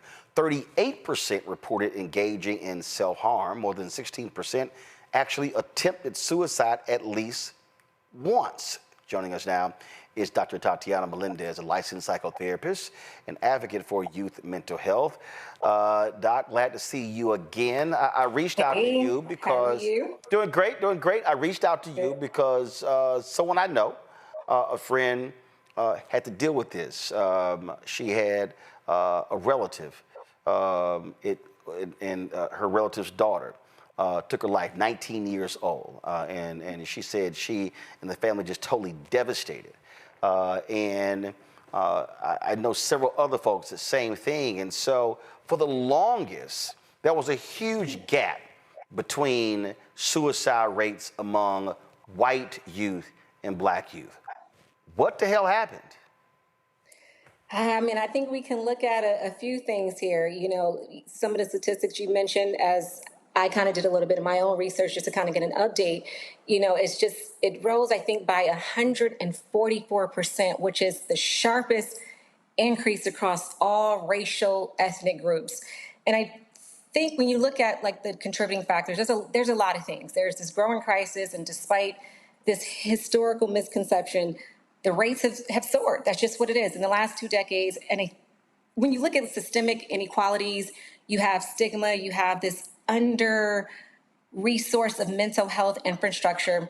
It all plays a role. And so I think if we can move into a space where we have culturally responsive, peer-led strategies, maybe more community-driven advocacy, accessible crisis support, we can definitely shift the narratives. But if we look back, in the 1990s, suicide was more common in adults. You see it now in young youth, children, and especially Black youth. And so I think with social media is one of the big ones. I dislike it, but it's there, it's out there, and we just have to figure out what we can do with it. One of the things that that we looked at here, this is the Journal of the American Academy of Child and Adolescent Psychiatry, says exposure to racism on social media and acute suicide risk in adolescents of color results from an intensive monitoring study. Now, the reason I pulled this up here is because you talked about social media. And I think it's very hard for baby boomers or even Gen X to understand that when we talk about millennials, Generation Z, Gen Z, Gen Alpha, you're literally talking about people who were born into a social media world. Mm-hmm. So we can sit here, I see the memes, we talk about, don't mess with nobody in Gen X because they way tougher than you can think because we were latchkey kids. They talk about the rotary phones, the stuff, all the stuff that we dealt with when we were kids. But you're talking about kids who are completely inundated from the moment they are born. You got 2- and 3-year-olds who know how to navigate iPads and who can order stuff from Amazon. So now when you start talking about all the images, whether we're talking about weight and hair and color and race, all these different things, it is a different psychological attack than, frankly, what we had to deal with. Mm-hmm. Yeah, I'll tell you, when I was growing up, I didn't have social media. And so one of the things I made sure I put in place for my daughter, I didn't allow her to watch TV until she was maybe 5 or 6 years old. And social media was definitely off limits. And so I think now with the parents, they lack either the education or the empathy or just real conversations. These parents didn't grow up with the tools. So the emotional and identity related impacts are often just misunderstood or even minimized. So you have these kids, they're looking for the likes, they're looking for the followers. And all this is doing is teaching kids to equate self-worth with validation and all these external approvals. I mean, now my daughter was showing me you have like filters and all these face, application. All that does is just contribute to, now we have body image issues. Right.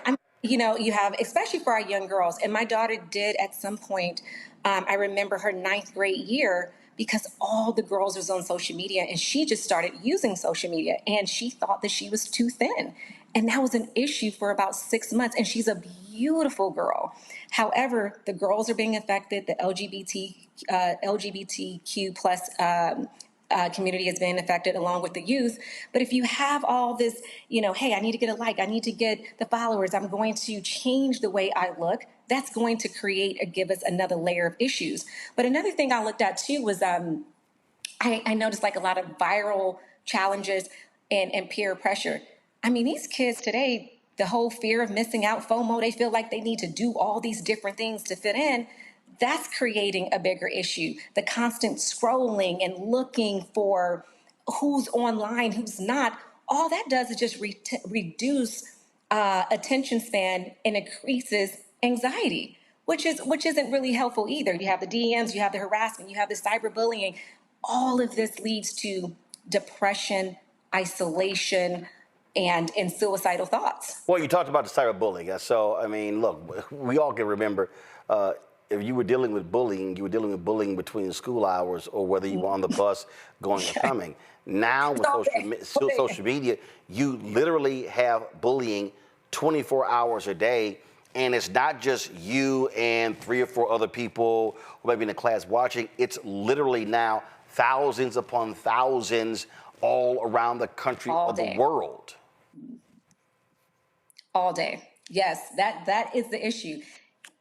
The social media applications are available at kids' youth fingertips all day. They're at school looking at this stuff. So just imagine a kid every day wondering if they have followers. Okay, I don't have any followers today. Maybe people don't like me. They don't see me. I'm not beautiful. Maybe I do need to change my image. And, let me keep up with all the challenges. And this is not even just, I think people understand, this ain't just kids. You have college coaches, yes, high school coaches who are like, get your ass off your phones at halftime. They are, you've had players, even some NFL players, responding to somebody's comment on social media and during a head, like, you playing a professional sport, get your ass off social media. But again, it is such a psychological driver. And like, I love these people, this is real from the MAGA people. Look at that, you're getting ratio. Look at that, you posted and you only got 18 retweets. And I'm like, you gotta be a dumbass to start counting retweets. But again, that's that whole thing. And then, so now imagine it's just constantly coming down on you and it's everywhere. And literally, yes, that phone from the moment they wake up to the moment they sleep. And I know some parents, we've done that, where snatch the phone. No. Phone's in the room. Yeah. They're going to stay right here until it's time to go to school. And it's like crack addicts. It's like, and this is the space, with social media, when I look at like some of the barriers or things that can actually be done to help with the increase in suicidal ideation, you would think that we would be utilizing or leveraging social media for the good, right? How about we follow and share more of like the positive mental health pages? How can we encourage, the real storytelling and not just highlighting all these reels that are very toxic? And what can we actually do to call out some of this bullying and support kids who are actually struggling online? But this online interaction is very, very toxic. And we're going to continue to see an increase in suicidal ideation, or suicide is going to continue the way it is. To the folks, if y'all have not seen the Netflix documentary, The Social Dilemma, folks, watch that. It literally talks about how the algorithm is programmed to do the very thing Dr. Melendez was talking about in terms of, it's like the moment it feeds into it. And so now how you look in your hair and how you talk in your teeth, and I need the fillers and I need this and I need this, and it goes just on and on and on, and it's impacting people right here. And I don't think that we can overestimate just how harmful it is when it's not being controlled. Greg Carr, I want to go to you first. You're a university professor. You see this. You're seeing this in the classroom. And just talk about your experiences in terms of how you've had to navigate this. Well, Roland, first of all, thank you for having this conversation. And Sister Melendez, thank you for your work and for leading us in this conversation. I can tell you, brother, and I think I can comfortably speak for all of my colleagues, and I know one of them, of course, is right here, Dr. Haynes, Sister Nola. It's been a complete transformation in the classroom. I think COVID accelerated a process that had already started with this technology transfer. But I'll tell you what, though, and maybe this is where I'll stop and I ask you a question about this, Sister Melendez. With the quantum leap past social media to Chat GPT, I have been stunned, even as recently as we just finished summer school at Howard, listening to young people, some of whom have talked about their friends, which I take as a proxy for some of them, using Chat GPT as a therapist, interacting with artificial intelligence as if it's human. And we remember the movie a few years ago, Her, where Scarlett Johansson voiced the artificial intelligence, and this man fell in love basically with himself. But when you compound what happened with the disruption in education, FaceTime, face-to-face with COVID, and the acceleration in the technology and social media, and then you drop that AI in, I am not surprised by this really disaster that we have seen not only form, because these young people are struggling, and at this point, they're literally talking to themselves and looking for solutions. I don't know if anybody else has anything to say, but I'd be very fascinated. I'd be very interested to hear what you have to say, Sister Liz, about this particular function of AI. You know, that is so interesting because yes, I do think that COVID-19, there's all these long-term impacts. When we look at like isolation, I do think there was a lot of missed milestones. There was, the grief and family loss. Definitely, even for me, just been a mental health professional, there was a mental health system overload where it literally widened the gap between the need and support. And so this whole AI, it's something that I'm actually learning about. My daughter just was teaching me last week. She was actually asking AI questions and this lady just kept responding. So it is new to me. And I mean, it was anything like, how do I need to tell my friend, that she shouldn't be sleeping unprotected? And it literally gave her a whole narrative of like what she can say. And so for me, this is new. I would be interested in learning more about it. But again, I think it's great. And even though we have that, I do think when we look at Black people in particular, there's still this unique, profound set of obstacles. So we can have the AI, but then there's still the stigma, there's the shame, there's this emotional distress that goes unspoken. And I do think that, we still need to have therapy, because it's one of the things that actually, help. You still have the financial and systemic, barriers that come up, all the high costs. I try to offer low cost therapy as much as possible, but then you have transportation issues. You have a long wait because we can't see everyone, and so I do think the AI is great. I just want to make sure that we're not moving away from like traditional therapy, especially because AI, we don't know how intelligent it is or what they're actually going to be telling clients. And so, I just want to make sure that because there's a culture of mistrust, we want to make sure that, clients are able to trust the mental health system, but we need something that's in place that actually works. Absolutely. Nola, you're in the classroom as well. So again, what we are seeing young folks today who are experiencing classmates taking their own lives, and they're dealing with, in inner cities, dealing with a level of debt that we never ever saw as well. So all of this stuff is compounded. Go right ahead, Nola. Absolutely. And again, I want to thank you both the way that Greg did for talking about this.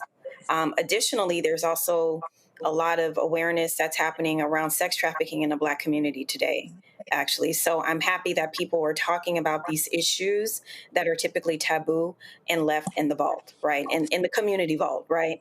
But one of the things that I see in my classroom, my students will pay attention because I still old school lecture, but it's the conversations that you hear when they're settling into class and when they're leaving class.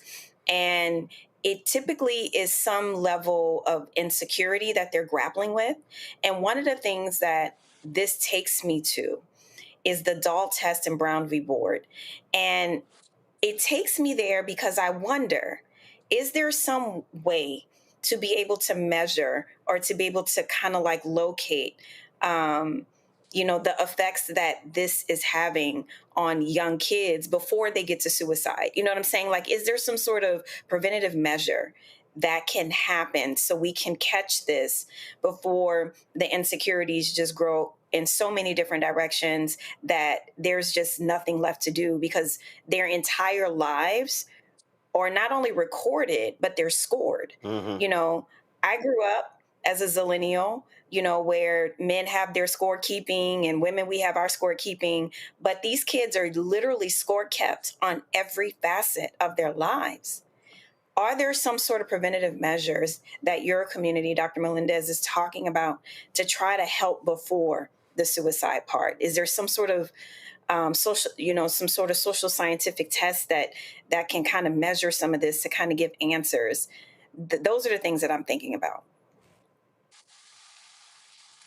That it's, when you first meet a client, you complete something called a biopsychosocial, and this really helps locate and prevent suicide. So you're asking the questions to determine early risk factors, right?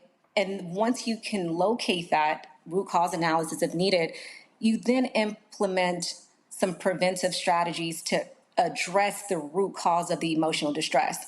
Because if there's no root cause analysis to see where some of this is stemming from, then we can't really address the issue to even provide the coping skills or mechanisms for them to even be able to function in society. So I think when you're able to locate the insecurity, which are, I guess we can label as maybe the risk factors, these are all warning signs. You see it, the insecurities, the vulnerability to suicide can then actually be detected. So if it's psychological insecurity, is there low self-esteem? Is there hopelessness? Is there chronic self-doubt, which I see a lot of? You have the Material insecurity. Yes, perfectionism. I mean, I see kids and adults struggle with perfectionism. I mean, I even had some, struggle with that at some point. But then you have the fear of failure. But then you have social insecurity. You have digital insecurity. There's environmental. So if you're exposed to violence and trauma, that's part of your environment. What you're exposed to, if it's abuse, if it's unstable housing or food, if it's academic or financial stress. So it just depends. If we're looking at digital, then we may be looking at maybe exposure to cyberbullying or harmful online content. So it just depends. And you won't be able to determine that until you actually meet with a client to understand, hey, maybe there's some verbal or behavior signs. Is this person talking about death? Is this person feeling like maybe they're a burden to another person? And then you'll start seeing those signs, those red flags where this person is withdrawing from another person, they're losing interest in maybe some activities. I mean, you start seeing people give away possessions, they're writing about death. And so it's all about getting them into the room, getting them on the phone, getting them on a call, and talking and having real conversations. I have a quick follow-up, and I'm getting Roland. Girl, you know doggone well, Michael is sitting there waiting to ask a question, so you need to wait your turn. No, see, let me teach you something, Nola. You might be all your little foreign policy stuff. So let me explain you how we journalists do it. We say, I have a question and a follow-up. Well, I did say follow-up. No, you didn't. No, you didn't. No, you did it after the question. Michael, go ahead with your question. Nola gotta wait. So, Nola, I'll give you some of my time, so I'll be very quick. No, you can't do that. Only the timekeeper can do that. Go. Ask your question, Michael. I have 3 sons and a niece that I'm extremely close to. I'm trying to figure out, do you see a difference with the social media with males and females relative to impact? And I asked that in the context of, no, they're not the same age, but I asked that in the context of my niece seemed to have a larger issue after COVID than my sons did. So I was wondering if there's a gender issue both with social media and related to COVID. With COVID, I saw both male and female. I do think there was, I did see more females. I think with the psychological effects, it was more of the body image issues in comparison. I didn't really see where my males were struggling with the body image, because the girls, the women are doing all the filters, the influencers, that unrealistic, standards. I also saw where females, it was more anxiety, more depression, more self-esteem, but they also was experiencing more of the cyberbullying because it had to do with the appearance and maybe social belonging. So it was this like a pretty girl syndrome. Be smart, be beautiful, be kind, be social. I found more of that with the girls. And then, if you did show yourself in a bathing suit, then you had like the slut shaming that followed that. So they're like, okay, let me show myself, let me be beautiful. But then on the back end, it's like you're being sexualized, or the slut shaming comes in. And this was happening mainly with my Black and Latina girls. But then you do have the males. you know, the humor, the politics, the sports, the debates, it created some engagement, but I also think that it created more exposure to maybe toxic masculinity. It encouraged the guys, hey, I need to be more dominant. And all they were doing was just avoiding the vulnerability part of it. So that risk of maybe emotional suppression, I saw more with males, which then of course led to more aggression. So when these clients would come, it's like, you have all this internalized depression. What is going on here? So I think those are the main two things, male versus female. Well, I think what you also are dealing with is you also have these expectations. The young lady who I think was Miss USA or Miss America, I forgot, who jumped from a building in New York City, who, I mean, was an amazing lawyer and accomplished, and it was like, it was never enough. And I think when I look at a lot, you have a lot of young folks and like they're just neurotic about because you got folks like, no, you got to get this scholarship, you got to have straight A's, and you got to be perfect at this and this and this and this, and then it's become one after another, and it's an enormous amount of pressure. I remember I was sitting talking to one of my nieces, and she was just like, oh my God, you know, I got to do this at our school. I was like, girl, calm down. I said that shit is a sheet of paper. I said, okay. And it was like this desire to, okay, you know, but you know, magna cum laude, I gotta have straight A's. I was like, let me explain something to you. I said, it's a whole bunch of people I graduated with who had magna cum laude, and I ain't got nothing against that. I said, but they broke as hell right now, and your uncle wasn't no magna cum laude, and trust me, they would switch places with me any day of the week. And I was trying to get her to understand that your success in life is not going to be determined by what you do in that moment. And we've seen this. We've seen young people who are highly accomplished, and it's never enough. And you have parents and others, and it's constant pressure. And no, you got to be great at it. And a lot of times, I'm with some of these parents like, yo, I need y'all to relax. I'm like, y'all, and I just think you have to be very mindful as a parent, as an aunt or an uncle, putting undue pressure on somebody who's 12, 13, 14, 15, 18, whether it's in a classroom or sports, because, again, you are literally affecting that psyche, and everybody is not built the same way. That's for you, Doc. No, for sure. I think this, you know, the undue pressure on children, adolescents definitely contributes to suicide risk, especially when you have kids feeling overwhelmed or unsupported, or they believe their failure equals worthlessness, you know? And so I've seen it, the academic pressure. You're right, the high expectation. Oh, I have to get the perfect grades. I need to attend the elite schools. I saw with my daughter, she just went through the application process. And even though she has great grades, she's like, hey, this person, or they end up going to this school that was more elite. And I said, hey, look, let's not worry about that. I'm not going to be disappointed. I mean, she applied to, I think, 18 schools and basically got into all of them, but still that chronic stress, that burnout, that anxiety, that feeling, the feelings of failure is all a result of academic pressure, the social pressure, needing to be popular, needing to be liked, needing to be on social media.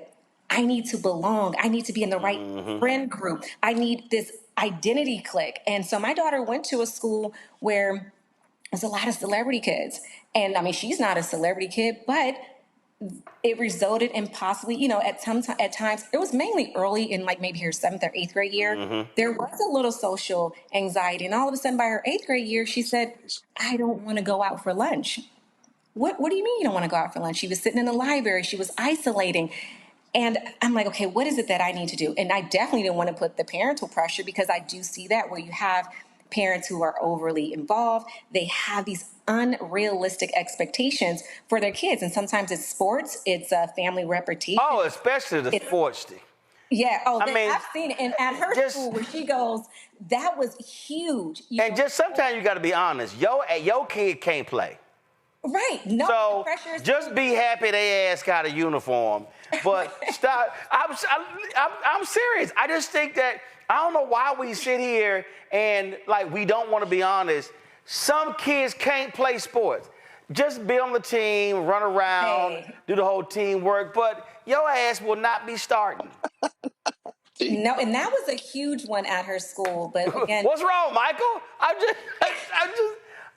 What? It was huge. Like I don't get it. I don't get why we can't be honest. And sometimes, Doc, we gotta tell brothers or sisters or aunts or uncles, I need to sit your ass down. Your kid is. There was a word we used growing up. Let's see if Nola probably don't remember this down in New Orleans. But Michael, I know you and Greg. Do y'all remember the word afflicted? Afflicted. Afflicted. Short for afflicted. Right. The word was afflicted. We use that word, Doc, for everything. If your kid couldn't dance, if your kid couldn't play sports, your kid is afflicted.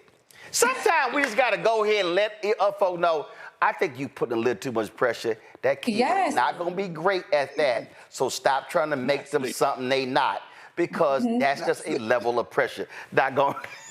No, I mean, no, when you look at the psychological consequences with parental pressure, we're creating kids who are being raised dealing with anxiety, they're dealing with the depression, they're constantly feeling like they're a failure, they're dealing with the perfectionism. Any little mistake that these kids are making, they are feeling unloved and disposable. And now what they're doing is dealing with emotional suppression. There's no safe outlet for them to even talk or cry. Why? Because they can't go to their parents, and maybe they may not have insurance to even go talk to a therapist. So now you have suicidal ideation. I'm feeling like death is the only escape from whatever pressure that I'm feeling at this point. All right, Nola, come on. Make your question quick. A question, not a statement, a question. Not a sermonette, a question. I did very well in English. Thank you so much for that, for walking me through that. See, thank you. You so wasted much. time. You do this every time. You try to be petty, and then you waste time. Now, come on, ask your question. Oh, you mean match your petty? You mean match your petty? See, you wasting time. Don't let me thank Doc and close this out. Come on do now. What you want to do. Ask your do question. What you want to do. My question is everything that you just said about cost and availability and all these things. I guess what I'm trying to get at is there some larger social test that can be constructed like the doll test? If to be able to catch this in other ways outside of students, coming to an office, considering everything that's being rolled back, with insurance is going to be more expensive, like all the things that are happening. I'm just trying to figure out what could possibly be a social, cultural way to be able to catch this. If you don't have the money to pay you, or the time, or the availability. I'm just curious, is there something out there? Is there a tool out there that already exists like that? I mean, outside of your digital and clinical risk screening tools that a lot of therapists and psychologists use, you have your PHQ-9, which looks at suicide risk, and it's used for depression, suicidal ideation. And it's online. People can go and check and say, okay, here's a free screening tool for me to be able to use. But there isn't anything else that's really free. There's a lot of, they have all these quizzes and tests that you can take. I mean, I'm in the process of actually building an application that will be done real soon here. And it's basically, yes, mental health services at your fingertips, where you can sign in and be able to speak to a therapist. You can participate in live conversations about different mental health concerns or issues. So that's in the making. So there's different strengths. That's wonderful. Yeah, so that's what I'm looking forward to that. But yeah, I mean, you have the SVQ, I think, which looks at, it's short, it's a few questions. But I will tell you the challenge that I'm seeing. I was just working with a group of kids. They can't read. So even if they self-administer this test for themselves, you give it to them and say, hey, answer these questions, these kids could not read. Hell no. So I had to have someone reach out to these kids, actually ask the questions every 2 weeks to keep up with where they are with their emotions and feelings. So that's an issue in the Black and brown community. It's huge. They cannot read, but they're on social media. They're on social media. So. Well, I'm gonna tell you right now, it has nothing to do with this particular issue, but my greatest fundamental issue that I have with 2 or 3 generations is the inability to think. And I think part of this thing, Doc, as you were talking about, how do we communicate? I think there's so many people who are parents who want to give the answer, where I'm a firm believer, no, I'm gonna need you to think your way through this. I'm gonna need you to be able to express yourself and talk, but think. And I think thinking and processing are 2 of the greatest problems that we have today. And so when you're having these conversations, they literally can't even articulate what the issues are because we have not created spaces to force them to think. Yeah. And process. And that just to me, and I think we see it in classrooms. I see it all the time. Right interns think. Putting them on blast. What? Oh, they are all 5 of them know. Yeah. Oh, they know. They know. Oh, trust me. Oh, trust me. They know. Again, so we have think sessions. I ain't giving you the answer. You got to think. But again, this is something that, for me, I did this with my nieces when they were early. No, I'm not giving you the answer. Yeah, I'm not. But when we're talking about the Black and brown community, a lot of these kids or youth or young adults can't think because their parents can't think. And when you look at the causes to inability to think, these parents are under a lot of chronic stress. They're dealing with depression and anxiety. There's even what I'm seeing, undiagnosed learning differences. Mm-hmm. So, their trauma responses freeze, disassociate. So no, they're not thinking. There's a cognitive fog. There's a mental shutdown. There's disorganized thoughts. So how are they going to teach their children to think when these parents can't think, but they're the same parents that is either negative or positive, overpressure to perform. Yep. The invalidation part that comes with, hey, telling your kids, hey, get over it, or you're being dramatic. There's no room for failure. I'm quick to tell my daughter, it's okay if you fail, but what we gonna do about it to recover? A lot of these parents, because they are stressed, they're creating adults who are emotionally unavailable. Why? Because their parents are unavailable. Parents aren't listening. They're distracted. They're dismissive. The parents are on social media. Then you have just the toxic criticism. I hear so many parents, they're yelling, they're cussing. I'm going to threaten you with punishment. That didn't go on in my household. I did really well with my kids. So when I look at her and I look at some of the kids that may come to our practice, or when I talk to parents to kind of walk them through things, I'm like, you guys aren't even talking about mental health. They're ignoring the signs and refusing help. It's like, what are we doing here? Indeed. Doc, what's your website if people want to reach out to you? ttmcounseling.com. All right. Dr. Tatiana Melendez, we surely appreciate it. Thanks a lot. Thank you. Folks, last issue here real quick. I just saw this on social media, and I had to go ahead and play this here. And it's the perfect way to end the show with Samuel L. Jackson.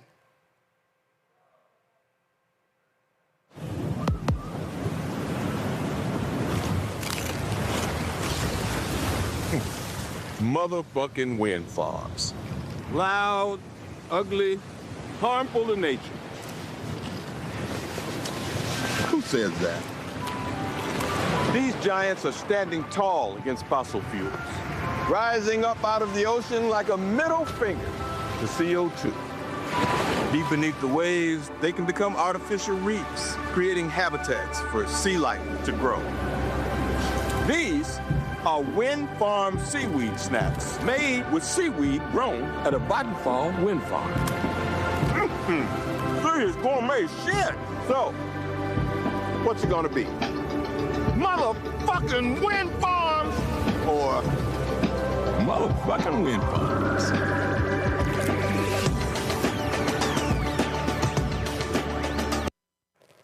Oh, man, there you go right there. So now that's selling a product. We ain't selling a product, but, anytime you get Samuel M.F. Jackson, you got to go ahead and just play it. All right, y'all, that's it.